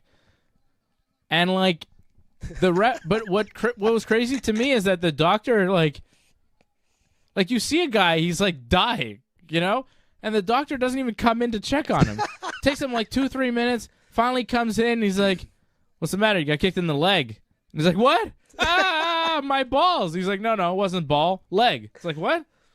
Like, what makes him the expert that it was the leg? Was he like that? Like, it doesn't make sense, dude. It's like in This doctor is why we're not seeing Magomed fight This like doctor- Johnny Walker right now. This doctor is like the doctor from in Seinfeld. You know when Elaine gets bit by a dog and she goes to the doctor and she's like, and he's like, "Ah, it's okay, dog bite." And she's like, "I don't need a shot." He's like, "Not shot, dog bite." Woof woof, not boom boom. And he walks away. That's this doctor. Woof woof, not boom boom. Don't I need a shot for rabies? Not shot. Dog bite. That's this doctor. I think he's just kind of out to lunch and, you know. Well, I got kicked in the balls. You hear his voice has gone up like 10 octaves. And the guy's like, "You got kicked in the leg." Johnny Walker, you're like How barely frustrating conscious. is that? Johnny Walker's like, let me fight. How frustrating conscious. is that? Johnny Walker's like, let me fight. Doctor's like, this guy's not fit to fight, man. End the fight now. What are you doing? Like, what? What's happening with this doctor? It's the worst. Too much hashish in the building. This doctor's going to step into the cage now and be like, I heard a video where Usman said his knee popped, so no fight. Fight's off, guys. Fight's off. Here's the video. Look, guys. You see this? I saw it on YouTube. Ringside Report Network, they were talking about it. I saw He'll be AJ's calling eyes. They went pause. like this. Yeah. He'll be calling pause in the mid of the fight because he'll hear a pop. He's like, hey, stop it, everybody. Stop, I think heard Usman's it knee pop. popped. Time out. Ridiculous. What is going on here? All right. We're actually going to have another fight here, and it's the co-main event, which I'm very happy about. Like you said, Fred, we're rolling through these fights. Khamzat Chimaev, 12-0. Minus 320 the favorite. Kamaru Usman, 20-3. Former UFC welterweight champion coming off 2 straight losses to Leon Edwards. How does Kamaru rebound here? Odds makers think he loses. I think he does too. Listen, man, this is a tough one. I think, like, Usman, one of the greatest fighters in MMA, man, of our generation, in fact. And I'll tell you something. I think he should have taken a little bit more time to stay on the outside. This is not the best fight to take against Khamzat, including that video where we saw clearly that something went wrong with his knee.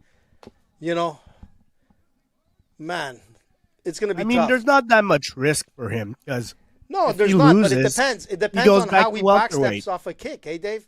Fred, like, you know, we've seen that many times. Yeah. You throw that kick, that backstep when a knee already popped. Yeah, but I mean, if his knees are really fucked for a long time, like he's been used to this injury, so you know that's something he's lived with. And right now, going up to middleweight, there's not that much risk for him. You're getting a title shot if you win, and if you lose, he's probably going back down. So listen, look. Yeah, but this is kind of like a welterweight fight at middleweight, though, isn't it? Because Khamzat doesn't really Not fight sure. at middleweight. I mean, it was a middleweight fight with Costa. It was 180 catchweight. Oh no, the Sure Costa about that? fight. No, the Costa Yeah. fight. Yeah. I mean, I thought you were saying the Kevin Holland fight was a 180 catchweight. He doesn't like he's Khamzat right now is not ranked as a middleweight contender. He's ranked in the welterweight rankings, and so is Kamaru Usman. They're both fighting at middleweight. This is Usman's first fight at middleweight in the UFC. Oh, a little bit of bad blood there, man. And Jesus. I mean, they have each been promised a middleweight title shot if they win this fight, but I think that was kind of a sweetener to get Kamaru to take this. What the hell happened there, man? And Adesanya's taking an extended time off, so it kind of makes sense. Oh, my God. Look at Khamzat, how he's Khamzat and Kamaru kind of got into it when they were getting final instructions by the referee. Khamzat's giving an evil look. Jesus, just man. pure evil. He's like pure, like ready And to here we tackle. go. Oh, he didn't want to. They didn't want to shake hands, man. Well, Usman didn't want to shake hands. And here we go. Oof, nice kick by What's going on Khamzat. here? Huh? And here we go. Whoa, Khamzat trying to go for that single. Wow, he went for it, man. He's going hard for the single leg. Wow. He may get it. Going for the trip. Oh, He trips him nice. down, but Kamaru back to his feet. Jesus. Khamzat now with a body lock on Kamaru's Wow. back. He's Kamaru on relentless. one knee. He's got relentless. Kamaru on one knee. Yeah, Khamzat is going hard for that takedown. Really trying to get Oh, the he's holding on back. to the fence, He did Usman. hold the fence for a second there, Usman, to try to stay on his feet. Khamzat trying to drag Kamaru down to the mat. But Kamaru's doing a good job of staying on one foot, staying Don't knee him. Wow. Staying He up. just Oh, doesn't but stop. Khamzat gets him down, Ooh. takes the back. He's got him back mounted with 4 minutes to go and hammering punches down on Kamaru Usman. man. This is insane. If he could pull He's this got to off, finish him.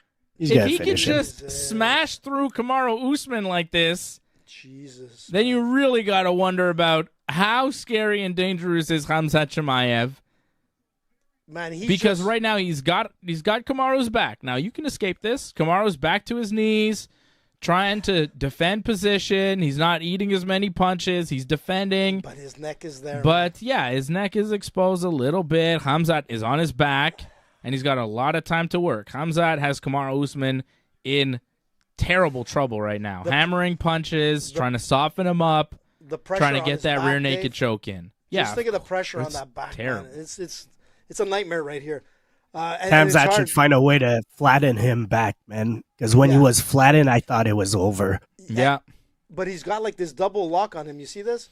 Yeah. Wow. Like the pressure on his lower back, that's insane. That's why Usman has to keep like turtling there. Usman's trying to turtle and shake him off the top, but Hamzat is holding on, staying on look his at, back. Look at that high. Wow. That high body. He's weight. getting too high. Yeah, Yeah, but he's he getting might too- be getting too high. He might be, but he's got a He's good flattening him. control He's still flattening him, Freddie. He's gonna get him. because he's got control of that far wrist. He can re-engage his back mount and kind of readjust Yeah. it. Jesus. Hamzat is scary, man. Like He's doing a good job, but Kamaru is doing a really good job of staying cool under pressure. Hamzat now looking to slide under with the rear naked choke, but Kamaru defending really well. Like, Hamzat's on his back. He's got him in a terrible position, but like Usman is defending very well those here. elbows, man, are just Yeah, elbows. Go for he just elbows. ate a 'cause nice the elbow punch- there. Yeah. The punches don't have that much behind him from that Usman angle. back to his feet. Oh! Usman back to Oh. his feet, but Hamzat has the body triangle and trying to sink in that rear naked choke. Jesus. He's doing almost like a bulldog choke here. But, he's got him. He's I got don't him. know. Oh, Kamaru Oh. tries to spike Hamzat down to the mat head first. Didn't quite work. No, man. Hamzat was able to land on top of Kamaru. He lost a rear naked choke, though. I mean, but he's still back mounted. Hamzat's still on the back of Kamaru Usman. Now Usman back on his knees. I think Usman hurt himself more on that escape than anything. Wow. He looks a little dazed, Dave. Yeah, he may have spiked his own head yeah, doing that. yeah. I mean, it's a risky. This is move. a tough round also, period. Like, Yeah. that was a Hail Mary, and to It be didn't back work. in the same position, man, that's Jesus, man. that's not easy to Well, continue he brought back excitement fighting. to the fight, man. Or to this card, I should say. Here it is. Here it is, Freddie. Hamzat again Oh. trying to sink in the choke, but Usman doing a real good job of tucking his chin, not giving him any neck. No, he's putting his shoulders super high to block that full choke. Mm-hmm. That's why you got Hamzat trying to take away that wrist, which he's probably going to try again. Oh, no, they're going to stand up. Wow, so Usman kind of back to his feet. Hamzat trying to drag him back to the mat, and he does. Yeah, ragdolls him down, man. This is unbelievable wrestling from Hamzat Chimaev. The strength, you got to imagine, is just out of this world to be able to do this to Kamaru Usman. To do that to Usman. But remember what we said on Thursday when I saw like a Hamzat pick up DC, man, and lift him off the ground Yeah. by 2.5 feet. I'm like, how strong is Hamzat to be able to do that? You know? I didn't think he would do this because it's like so much work and effort. Wow, look at that. But, yeah. Oh, Usman tried to give a smile to This round Hamzat, is but- this round is done. Man. Hamzat Chimaev easily won that round. I would say 10-8, man. 10-8, yeah. Yeah, That was 10-8 round. dominant. Like there was absolutely. Am I good? There you go. Get Yeah, back in there. Yeah, 10-8 round for sure, man. Usman looks deflated, man. He looks gassed. Look at him here, Dave. Yeah, Trying to that was capture his a breath. bad round for Kamaru Usman. I wonder how much energy Hamzat had to expend to get all those takedowns. How's Hamzat feeling now after that round? He was really Look, you see that? Oh yeah, Usman Right on his spiked head. himself on his head. That's why I was saying he That looked was a bit crazy. dazed. Yeah, that was horrible. That's dangerous, man. That could have been like a career ender But right you know there. what? He got out of the choke, so He did, but did it what he didn't, had to do. didn't do much like after that point either, right? I mean, he almost paralyzed himself. He basically pile drived himself, but yeah. he pile drove himself. Exactly. That's what it was. Jesus. Scary, Okay. man. Welcome to MMA, guys. Well, Hamzat went real hard, 100%. Look at that. In that man. first round, we'll see what he does in round And here we go. 2. Hamzat Chimaev and Kamaru Usman now in the second round. Definitely a 10-8 for Hamzat in the first, right, Fred? I mean, you think you can call that a 10-9 in any way? I don't think so. It's dominant. Hamzat looks so much bigger than Usman. He does. Well, he's taller, right? Usman's thick, though. Usman looks a little thicker Yes and no, man. in the torso and the A arms. little, but like leg-wise, I mean, Maybe not leg-wise, yeah. Khamzat not chasing that takedown like he did in the first, right? Like, he's not super aggressively chasing the takedown here. Playing a little kickboxing with Kamaru Usman. Yeah, I think Usman just threw a leg kick. I think Khamzat he's gonna exchange here. Like he's starting off a little bit slower here. Yeah, if you want to call it that. I well, think it's not as. I mean, he started off the first round like. Well, that's what he wanted. Just like drain the energy of Usman, and now he's just gonna wait. See, like Usman's trying to go. I don't know what he was trying to single or double or what. Didn't go anywhere, obviously. Like the style that Khamzat put on the first round, that's very draining for himself also. And Usman took a lot of damage and got dominated, but I'm not sure cardio-wise it was that hard on him because he was the guy on the bottom just being smothered, but cardio-wise you could survive that. Yeah. Yeah, a lot of people are giving it a 10-8 round, so big kick by Khamzat, man. But the damage, though, there wasn't a ton of damage that Kamaru suffered, and I think you're right. It takes a lot of effort to chase those takedowns and to put that kind of pressure. And Kamaru, I don't think, had to expend that much energy. And still, 2 minutes through this round, it's still kind of anybody's round. Like, Kamaru's definitely got a fight out of this hole that he found himself in the first round, but second round so far, it's pretty much even. Nothing much has happened so far. There's a nice little leg kick from Chimaev.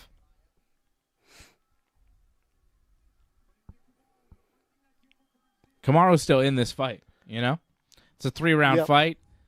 He could win this round, win the next round, and win the fight. It was a dominant first round by Khamzat Chimaev, but because he didn't put Kamaru away, now you still got Kamaru Usman in front of you. And that's not easy. Kamaru throwing some leg kicks, throwing a jab. I keep looking at his leg, like his right leg. Kamaru went for a little takedown, a little feint.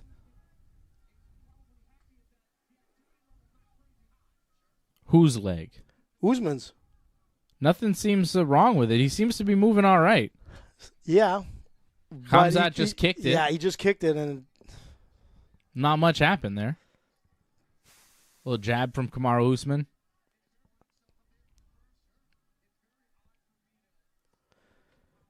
It looks a little heavy to me in the sense, like he doesn't have like that quick step. He sort of drags it, if you can see.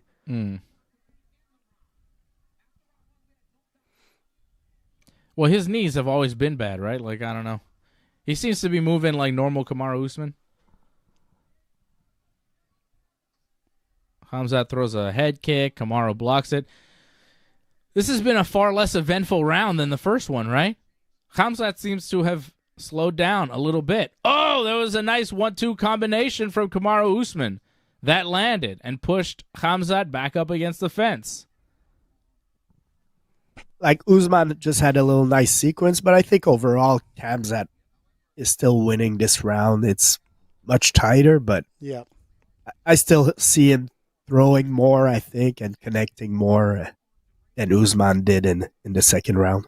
Oh, he's going for it again. There's Khamzat looking for a takedown. He does get the takedown. Yeah, enough for him to get this round for sure. He's going to pop out of that. Usman just kind of holding on to his arms. For life, man. He's like with holding for life. double overhooks. But he's in side control holding on to double overhooks. Like, Khamzat just kind of... He's going to sit through. Hanging. If he could get out of that and pop out and throw a couple of punches, it'd be nice. But, like, Usman is not going to do much more than just try to keep this guy secure. He's just holding him. Here we go. The head's out.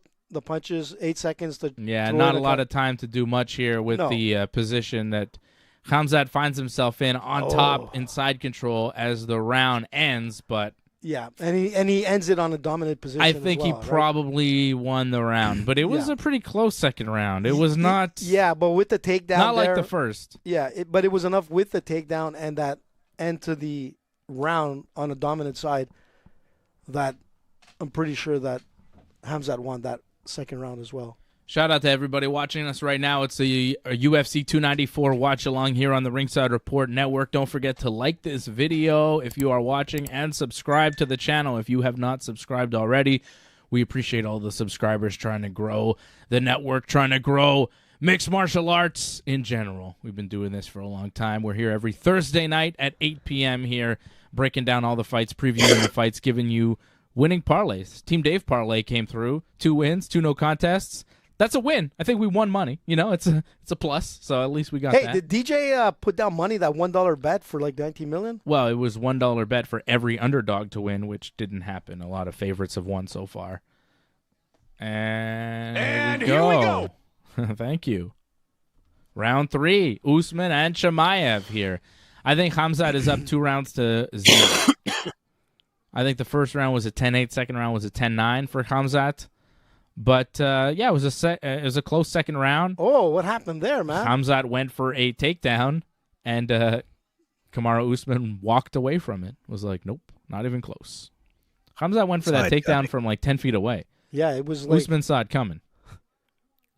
Well, in the first round when he got it, at the beginning I thought he shot from far away and he still managed to get it. It was impressive, but yeah, this one Usman saw it coming.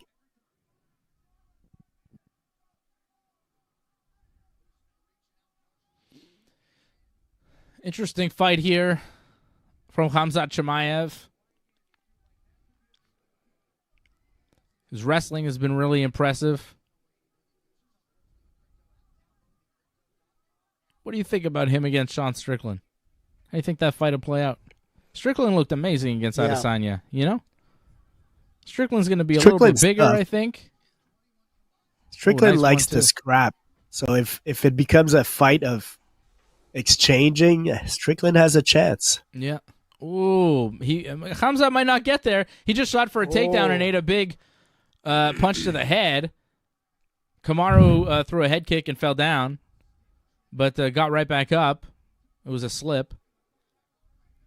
They both ate jabs. Khamzat has to win this fight, and, you know. Yeah. Kamaru is opening up here. Kamaru is landing a couple good punches on Khamzat Chimaev. Well, for him to win this fight, he has to, like... I think he needs a finish. He needs a finish, no matter what. Yeah. I mean, he looks fresh. He is going for it. Yeah, he's got no choice, man. Kamaru's landing some really good shots on Khamzat here. And Khamzat looks tired. Right? Yeah, he looks a little, like, tired, but there's still 2 minutes and 50 seconds left to go, man. I think he can survive, but Kamaru is looking very good in this third round. He's got to go for the Hail Mary, man. He's got no choice.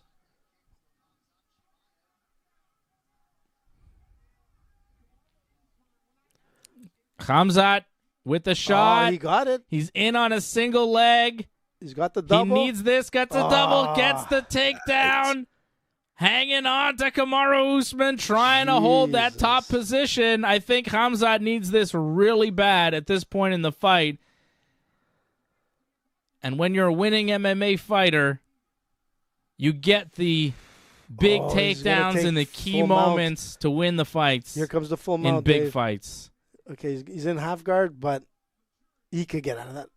He's in the half guard now of Kamaru Usman.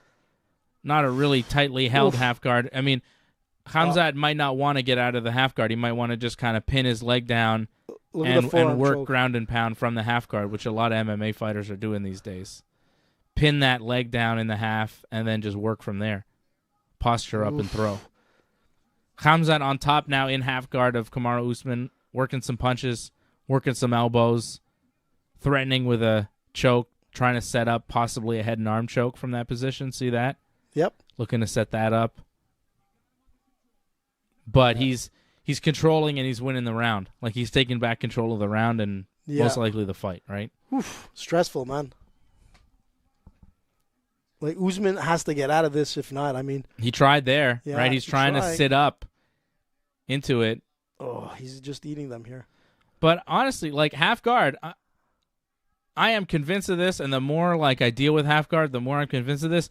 Usman needs to regain an underhook.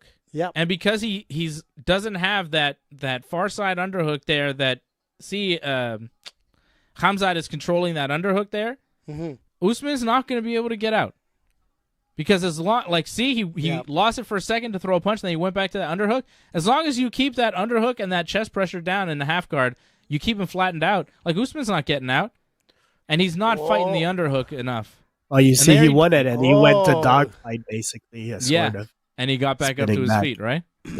Yeah, exactly. Well, Once he won the underhook back, right? Like once he got the position. Exactly. Underhooks are so important in grappling. Yeah. But Usman, like he didn't have the underhook, and he just tried to sit up into it at one point. It's like, that's not going to happen, man. No. He's strong, but it's not.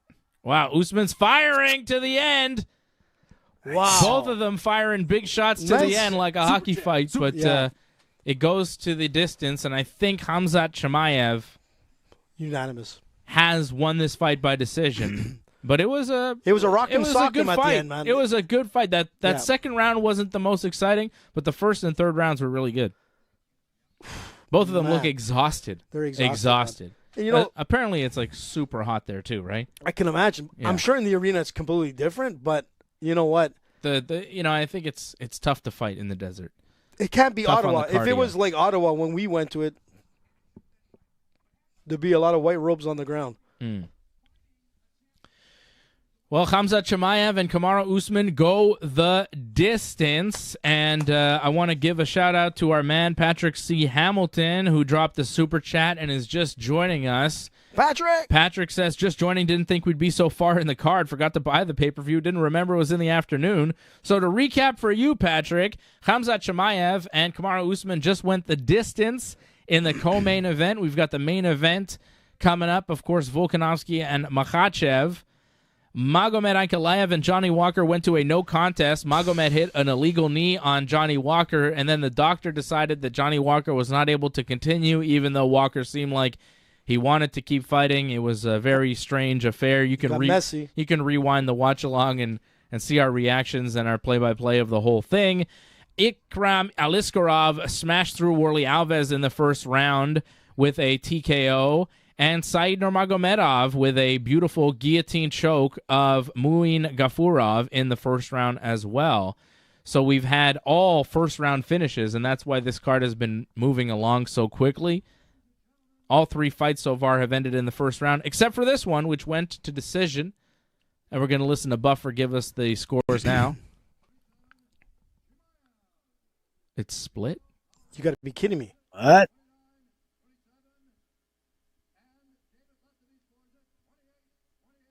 $28. Oh, it's a majority decision. Oh, yeah, okay. Yeah. Ah, okay. Khamzat Chimaev wins majority decision. He wins 29-27, 29-27, and it was 28-28. Somebody So one- gave their last 2 rounds to Usman Yes. and to 8. Usman. They scored That's the first possible round still. 10-8. Two judges scored 10-8 first round, and then 10-9 round 3 for Khamzat, and then a third judge scored 10-8 first round Khamzat, and then 10-9 for round 2 and 3 for Usman. And here's Khamzat speaking. All right, rib time again. Oh. Khamzat's making a political statement.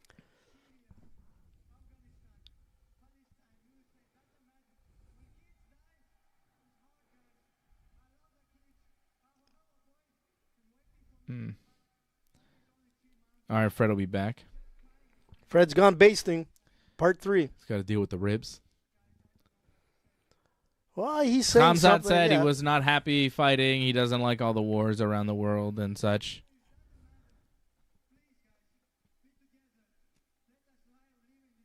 He says, be together. He's calling for peace, it seems Yeah, like, yeah. which is nice. Yep.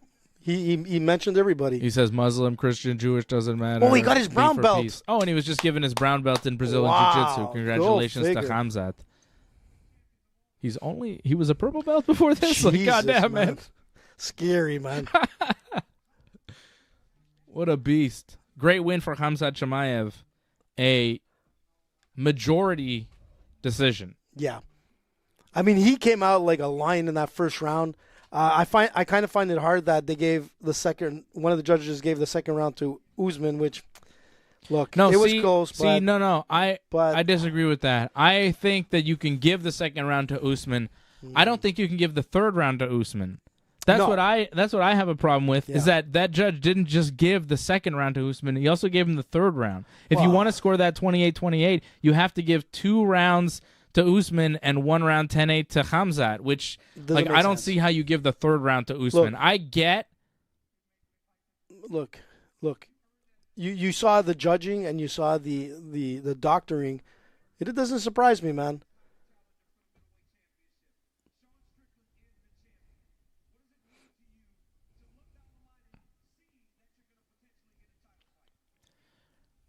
so it looks like Khamzat probably gets the next title fight against Sean Strickland. I think that'd be a great fight.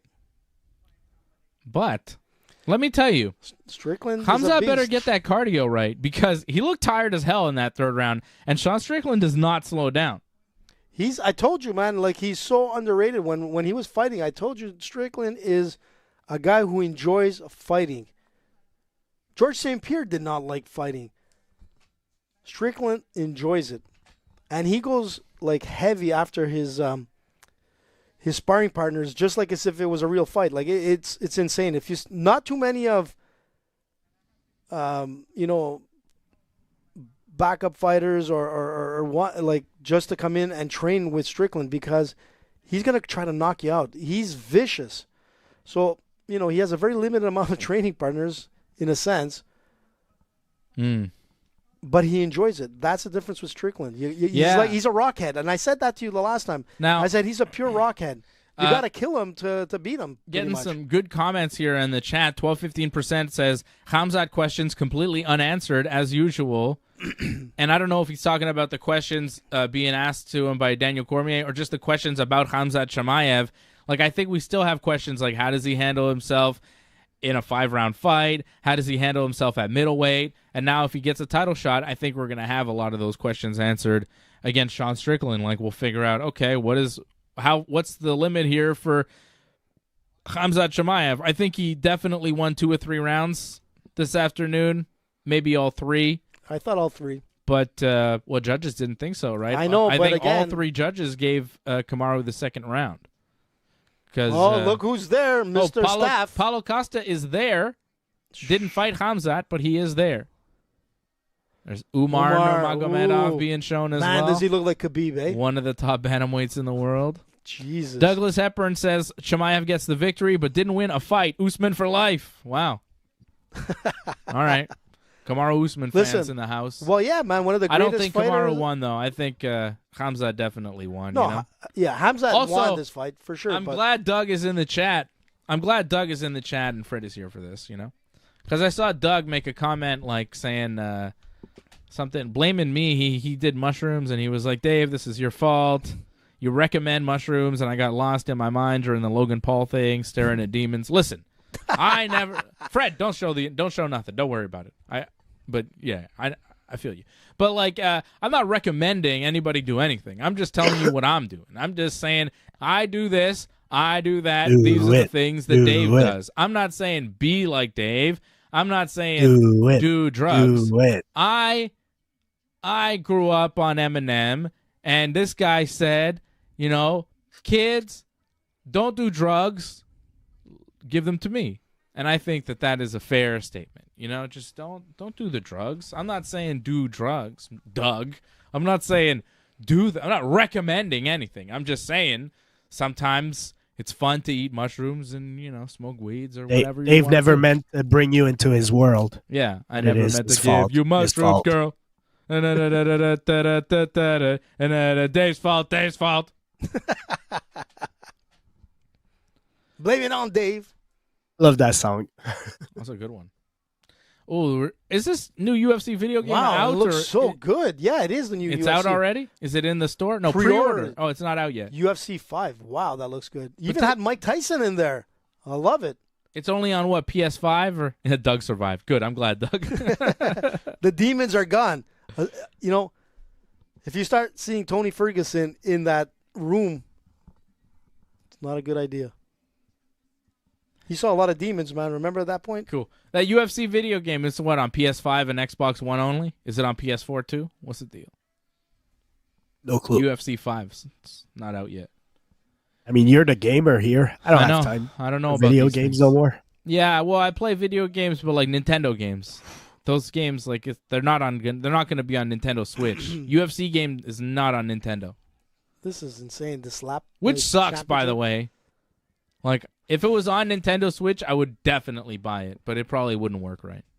Do they think they're selling it to me by showing me these faces getting smashed in slow-mo? Like, yeah, they're showing us a Power Slap commercial, like, watch Power Slap, and I'm like, no. Like, permanent brain damage right there, man. I don't want to watch Power Slap because I watched it once and it was horrible. Crazy. I really didn't like it. It's not for me. Maybe some people out there really like Power Slap, but two guys just standing there accepting to get slapped in the face and knocked unconscious is not my idea of a sport or fun, really. I don't really like that. It's crazy, man. I like pro wrestling. I like MMA. I like boxing. I like jiu-jitsu, sometimes boxing, but Power Slap is not really for me. I respect boxing. Yeah, respect that's it. I don't think Power Slap people necessarily have a skill. I'm sure there is a skill in throwing the slap and throwing the perfect slap and strike every time. Like, there's a skill in it, but it's not a skill that I care to see. It's the no defense. It's not a that's skill what I bothers admire. me. Yeah, it's a no. The no there's defense no too. defense. Yeah, just hitting somebody who's willfully just getting slapped in the face doesn't seem like much of a sport. Yeah, there's no build up to it, right? It's just like, okay, this guy got slapped. Is this guy gonna get knocked out? Like, there's no build up. Oh, there's build up. The guy's just like this, waiting to get slapped. But crazy, it's crazy. I don't know if I wanted to say a sport, but I guess in some sense. But I wouldn't call it a sport. It's a novelty. Yeah, kind of like the Toblerone MMA fights that we used to watch in the days. Toblerone MMA fights? You remember the triangular ring? Oh, that was one time, and that was boxing. Wasn't it in the triangle ring? Yeah. Triad combat or whatever? Yeah, that's right, way back. Yeah.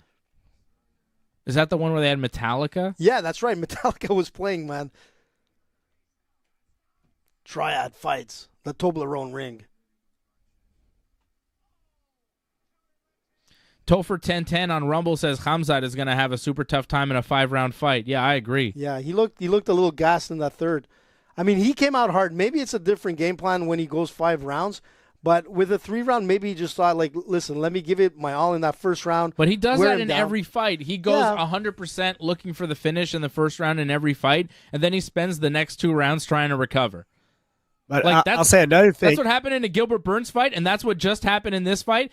You know, in the Kevin Holland fight, he went 100% trying to get the finish, and he got it. But here, he went 100% trying to get the finish, didn't get it. Then in the second round, he slowed down. In the third round, he managed to get the takedown with 2.5 minutes left and win the fight. But, yeah, he did get tired, and in a 5-round fight, man, if you start doing that shit, Sean Strickland's going to stay in your face in round 2. Oh, yeah. Take him down in the first round. But if you don't finish him in the first round, if you don't get the choke in the first round, well, Sean Strickland's going to be in your face, in your face, in your face. And in the third round, and you don't get the takedown, you might get knocked out. Like, I think Sean Strickland might beat Khamzat. And he hasn't fought a real middleweight as of yet. Like, he's fought a bunch of welterweights. Whether it's at catchweight or at middleweight, like Holland is not a real middleweight. He's a welterweight. And Usman, the same thing. So, I don't know. Strickland and let's say Dreykus, man, these guys are pretty big, man. You got to deal with that also. Yep. I agree. I think we saw, a good fight from Khamzat. I mean, he beat Kamaru Usman, right? What he was doing in the first round, we were like, oh, my God, if he can do this to Usman, how can he be stopped? True. But then when Usman survived, it's like, oh, okay, well, he wasn't able to put him away. Like, it looked when he had Usman flattened out and he had his back and he was hammering, it was like, oh, this is going to be stopped. But Usman managed to really defend and whatever. And look, Khamzat just beat Kamaru Usman. He beat him for sure. But he didn't finish Kamaru Usman, and Kamaru Usman is a welterweight, and now he's going to have to move up to middleweight. Like, I'm not saying I don't think Khamzat can beat Sean Strickland. I'm just saying I'm not convinced that he will. And if I had to pick right now, I think I'd probably pick Sean Strickland. Listen, if he's going to play that game in the third round with Usman where it was that rock him, sock him for about like a good 45 seconds, if he tries to play that game with Strickland, it's going to backfire on him. And he has to be better prepared. Strickland is a great grappler, great wrestler. His stand-up game is amazing. But the thing is that he can go the distance. There's one thing with Strickland is that he has that cardio, and he's able to take a punishment as well. He looked good at the end of 5 with Adesanya. Strickland looked pretty still in it. He looked like he was fighting a first round. That's the difference. Yep. So 5 rounds, man, it's going to be tough. And guys, that was a very close fight, and the judges were split on it. I'm going to give you the scorecards here as Volkanovski makes his walk. We'll wait. Here's the Volk. For the walkouts to happen now. Alex Volkanovski making his walk. But let me show you the scorecard for Kamaru Usman and Khamzat Chimaev, the fight that we just had. Very interesting scorecards here. Hope you can see that. Derek Cleary scores round 1, 10-8 for Khamzat Chimaev, which was unanimous across the board. Okay, everybody scored round 1, 10-8 for Khamzat Chimaev. Then Derek Cleary scored round 2 for Kamaru Usman, which fair enough, it was a close round. And then round 3 for Khamzat Chimaev, giving us a score of 29-27 for Khamzat Chimaev, which, cool, I gave Khamzat the second round, but that's fine. Then David Lethaby, 10-8 round 1 for Khamzat. Round 2, 10-9 Usman. Round 3, 10-9 Usman, which it's a bit weird. I don't really see. I don't see giving Usman the third round. And then we continue down. Vito Paulillo also gave Usman the third round. Yeah. Well, Usman started well in the third, let's remember. Khamzat got that takedown around 2 minutes with 2 minutes something left. Yeah. But before that, Usman was doing good. So I understand giving him the third round. The second and third round were a toss-up, but I'll be honest, I wouldn't give both rounds to the same guy. If I were a judge and round 2 was close and I gave it to Khamzat and then round 3 is close, well, I'm probably giving it to Usman or vice versa, but I'm not giving them both rounds to anybody. Interesting scores, though. I mean, it just shows you how close it was between Khamzat and Usman, where, one judge gave Khamzat the second round, one judge gave Usman the second round, one judge gave Khamzat the third, one judge gave it to Usman. It was real close. And if these judges decide, no, actually these 2 rounds were for this guy, like David Lethaby did here, he scores, 10-9, 2 of these rounds for for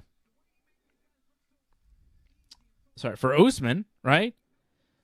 I mean, this fight could have gone a lot of different ways, so I think it's real interesting to see the scorecards here and to really tell you how close it was between Khamzat and Usman. I thought Khamzat won the fight, but the judges' scorecards show you that they were split, and it could have gone either way. Could have gone either way. It's hard to leave it in the judges' hands, man.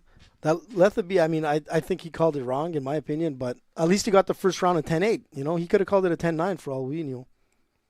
Topher 1010 on Rumble says the only person Khamzat has beaten his prime is Holland, and Holland isn't a title contender. True. He says his start is a lot like Conor, fighting over 35-year-olds, and he thinks he's overrated. He might have a point, man.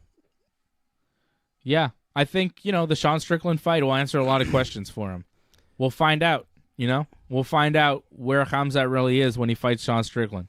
Look, if I had to pick right now based on what I've seen Strickland do and what Khamzat did tonight, the first round was a 10-8. I think Sean Strickland will drown him in that deep water. I think he'll take him to the deep water of cardio and start beating on him. And then, But Khamzat also has that power wrestling where he can grab anybody, take him down, throw them to the mat, and if he takes your back and manages to snatch up your neck, it's lights out.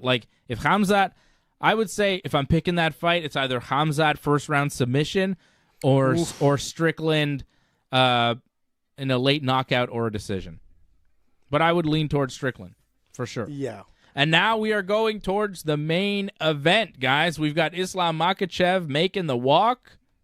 We're in the main event. Islam versus Alexander Volkanovski. Volk come in a plus 200 underdog. And that's where I'm going. I'm going with Volkanovski to shock the world. I think Volk is going to go for the kill. Volk is going to fight wide open. I don't think he has fear of Islam Makhachev, and I think he's ready to become the double champ here in the UFC. But Islam is no easy task, and He's always dangerous. I think this is going to be a hell of a fight. I get why you guys picked Islam Makhachev to win.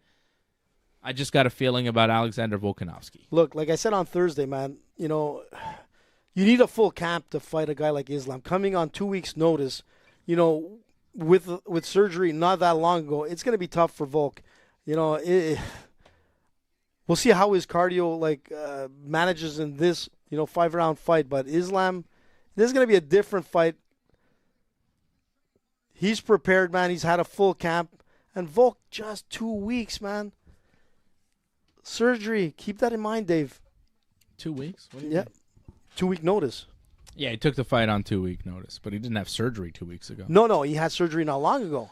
But Yeah, to fix a you little got thing here. Yeah, I don't know. But still, man, the recovery on that, which wasn't that long, I don't know. We'll see. Volk is a beast, man. If there's one thing is that he is a pit bull. I mean, anything can happen, man. But it's going to be a tough one. Without a full camp to prepare for a guy like Islam, much bigger fighter. But the freaky thing is that Volkanovski has that 1.5 inch reach, over Islam. Yeah, it's Islam so is weird. 5'10", and Volkanovski's 5'6", but Volkanovski has a reach advantage. Yeah, He's got long arms. which is great for striking, and that's what he needs to do. If he could get in and make it dirty, man, Volk has that chance. We are rolling right along. This pay-per-view started 2 hours ago. We're already in the main event. Let's go. We're getting there. We're there, man. Nice afternoon with the UFC. UFC 294 right here on the Ringside Report Network. Here we go, man. What's everyone's pick out there? Yeah, who's picking who? I think most people are picking Islam Makhachev. Send me your picks in the chat on Rumble, on YouTube. Freddie and AJ going with Islam, the champion, the favorite. I'm going with the challenger to win the rematch, Alex Volkanovski.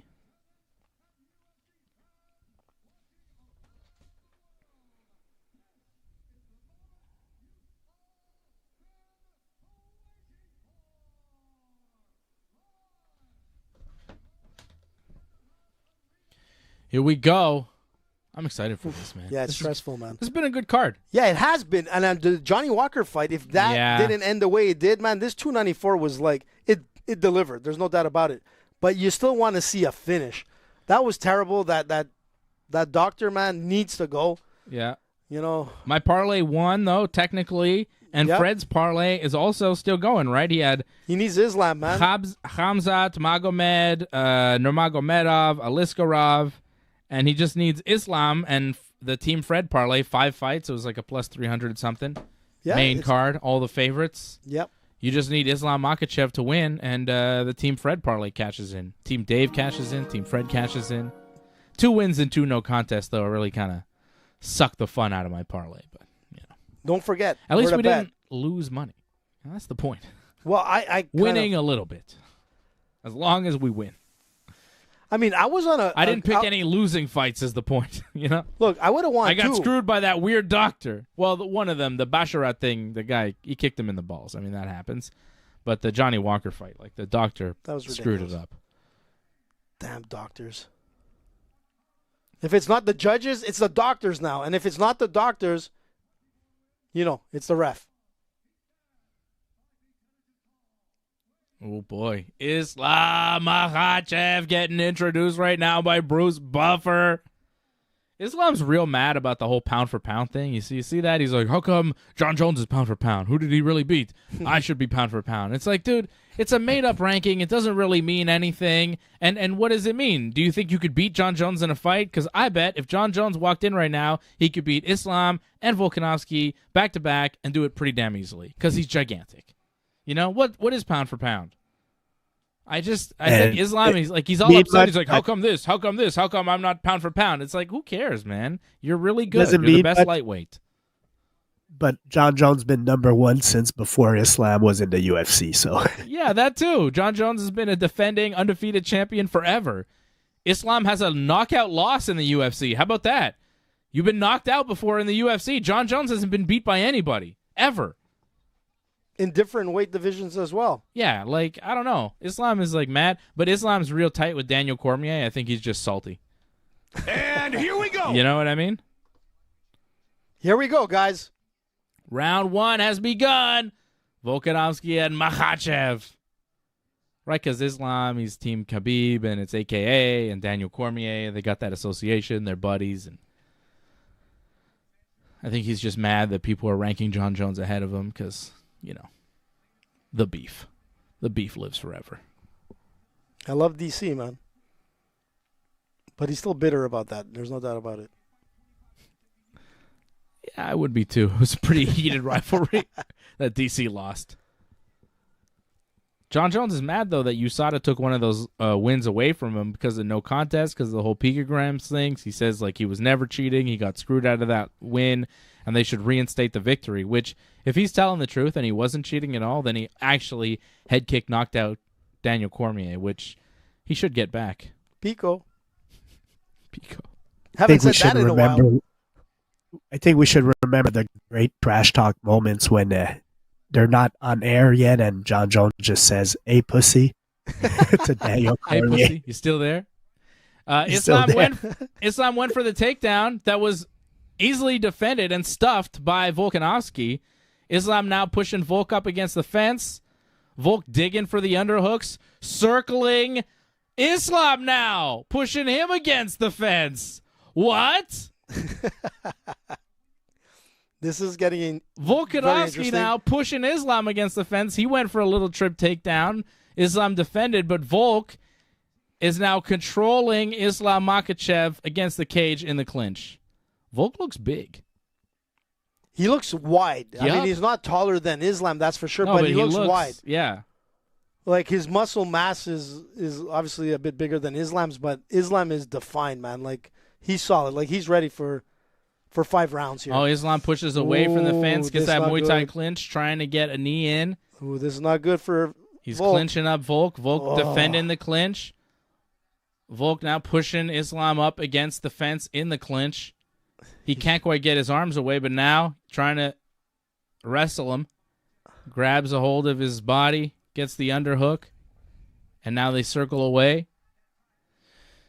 Interesting little grappling exchanges early. You know, nobody really getting an advantage. Not But even I think Islam a lot of- Makhachev. A lot of energy spent in that first 2.5 minutes. That was an intense moment for both Yeah. guys. So let's Yep. see how they react. There's a nice left hand there from Makhachev.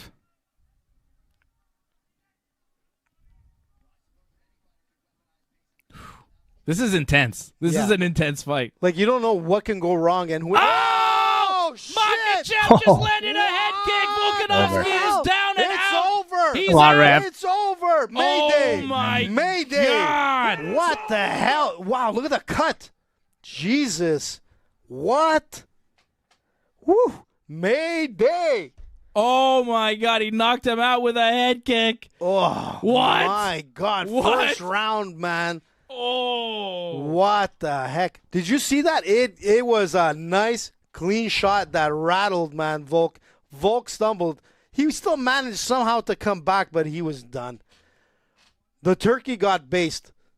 It's over, man. Oh, my goodness. Wow, man. The crowd is going wild. Listen, man, that was a crazy, crazy ending in a super fast, like, speed moment. That's it. First round, over. Who would have thought that? Would you have thought that? Head kick knockout in the first round? No. What the hell? That was crazy. Islam head kicked him, dropped him, followed up with a few punches, but He was Volkanovski had nothing. He wasn't defending. He was done. That was a head kick knockout from Islam Makhachev. That's nuts. He cut him, too, He just did that to Volkanovski. That's crazy, man. Dude. Volk. Look, there's a lot of, like, respect there. There you go. Oh, my God. Damn, Islam. Yeah, I was shouldn't have crazy. doubted Islam. All right. Well, you know what? I'll own that one. Look, he's still dazed, man. Damn. Wow. That was amazing.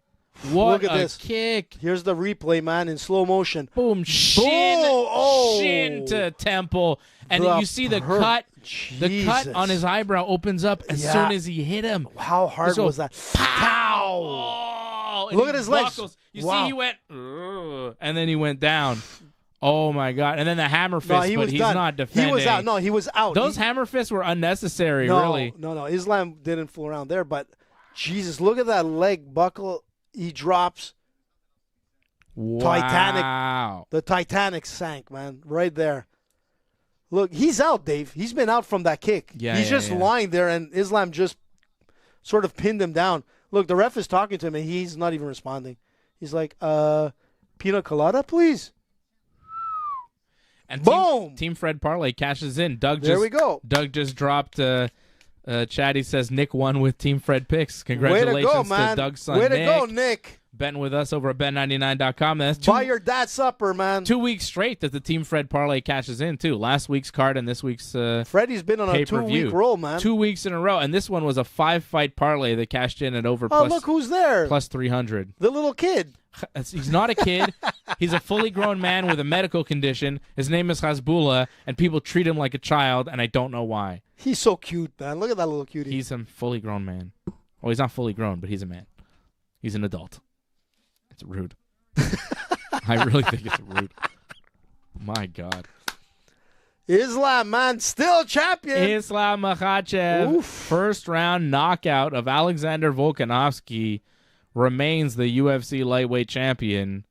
And there is a man with a beard, and he's holding Hasbullah like he is a child. And congratulating But don't mess around with Islam. Hasbullah, man. He'll come out to fight. Patrick C. Hamilton dropping a super chat. Thank you, Patrick. Thank you for supporting the Ringside Report Network over the years. We appreciate Thanks, you. My man Patrick out in Regina, Saskatchewan. Hope you enjoyed the show. Hope you're doing well. Doug Hepburn out in Kingston, Ontario, dropping a super chat as well. He says, thanks, boys. On drugs or sober, you guys are a fun bunch. Thank you, Doug. I hope you enjoyed the show in whatever state you were in this afternoon.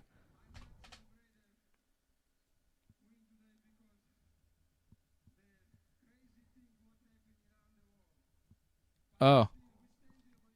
Islam Makhachev is saying he's not celebrating the win today because of the crazy things happening around the world. Well, respectful. Yeah. He's in a tough spot. You know, the UFC's in a tough spot. Everybody's in a tough spot. I'm in a tough spot. There's not that much you can say. You know what I mean? You just offer support and you hope for peace. There's not that much you could really say, especially on a microphone.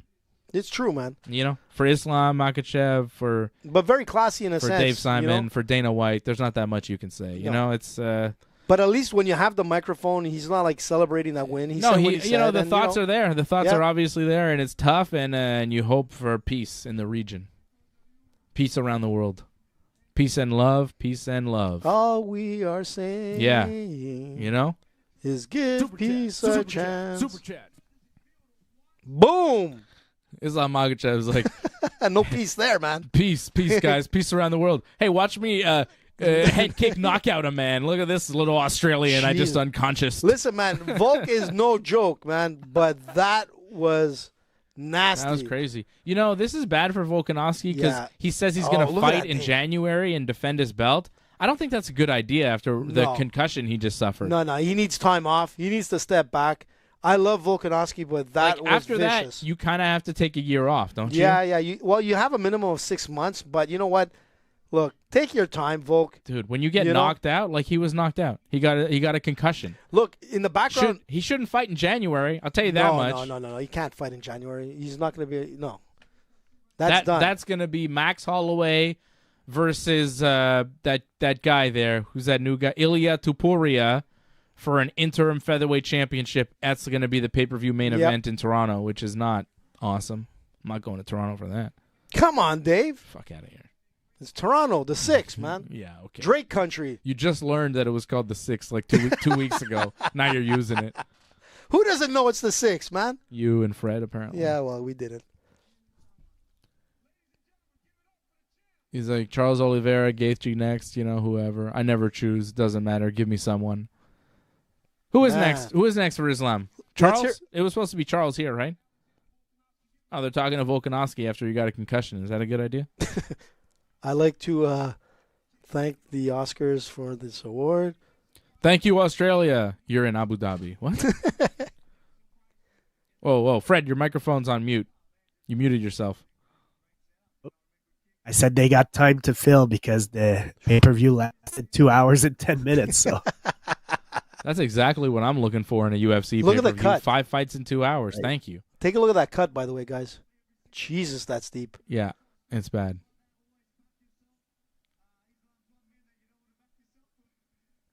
Well, He's cool, man. Volkanovski. hey, man, he super went cool for guy. it. He tried for it, Yeah, and it didn't work out. Respect, man. These things happen.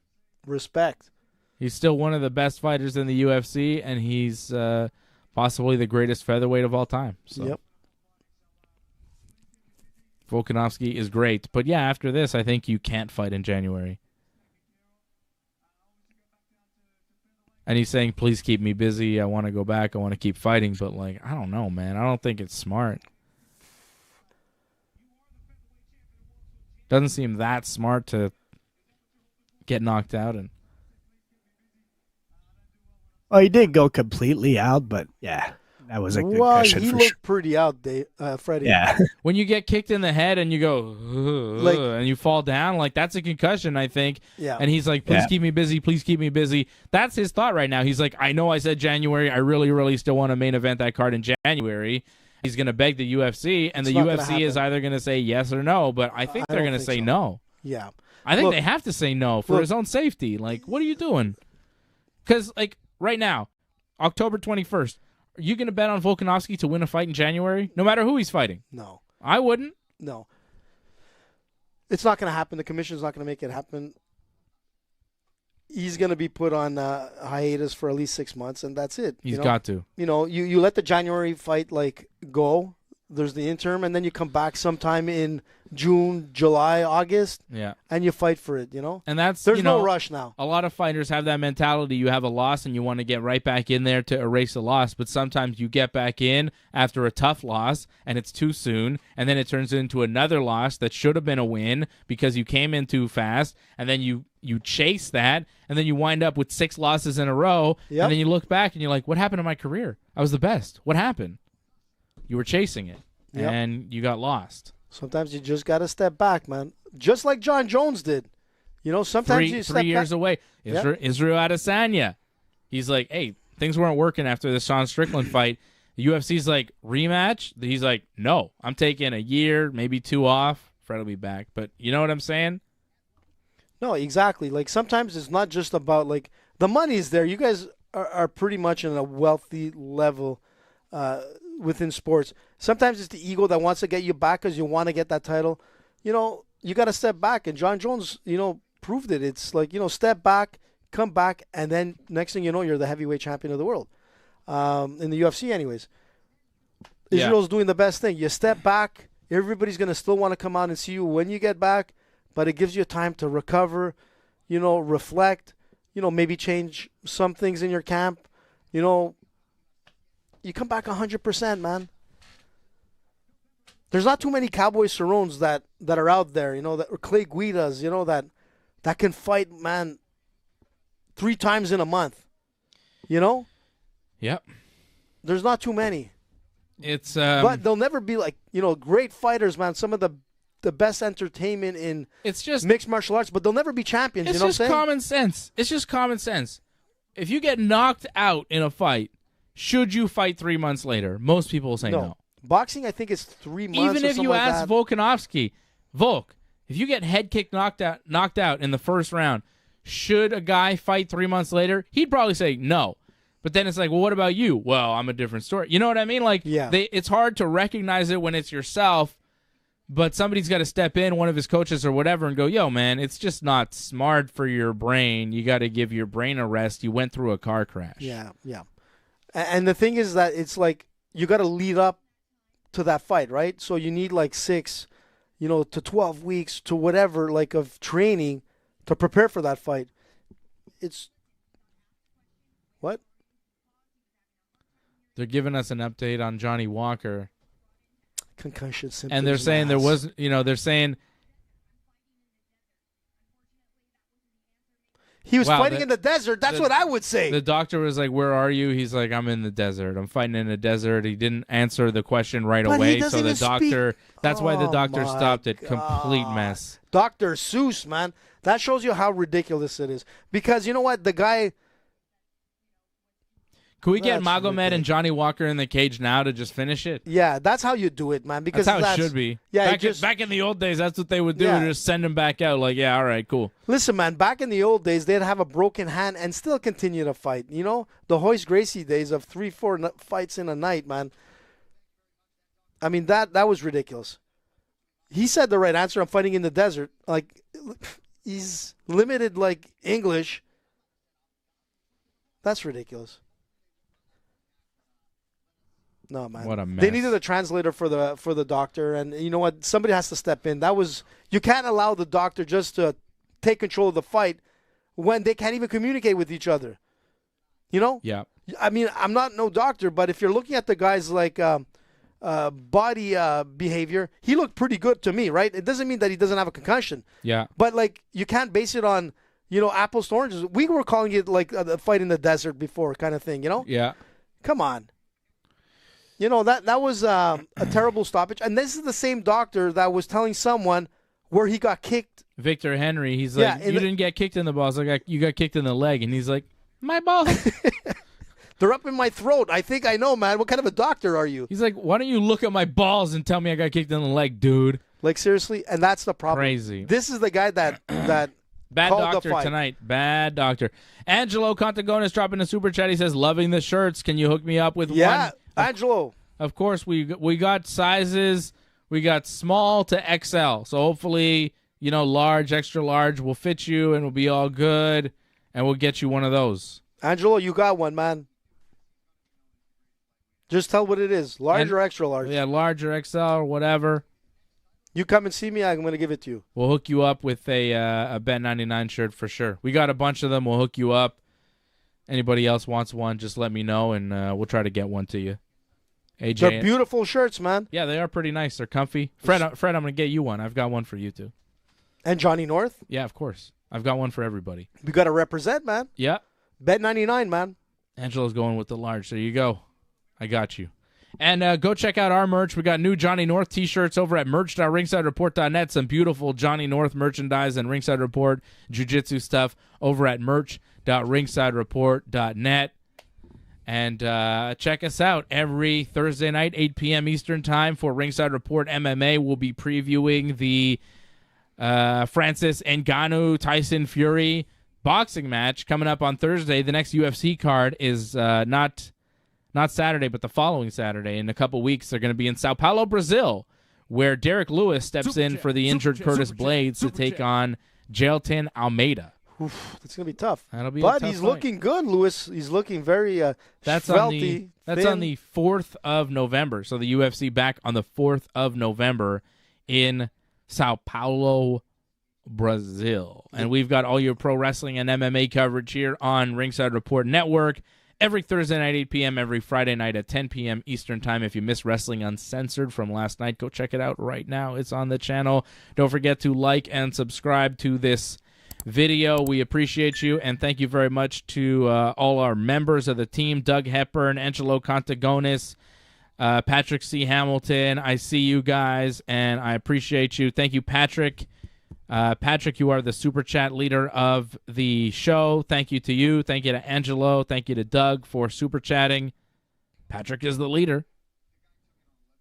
Thumbs up, man. And thank you to all the new viewers here tuning in Thank this you. afternoon to the UFC 294 watch along on Rumble, Twitch, Twitter, YouTube, and Kick.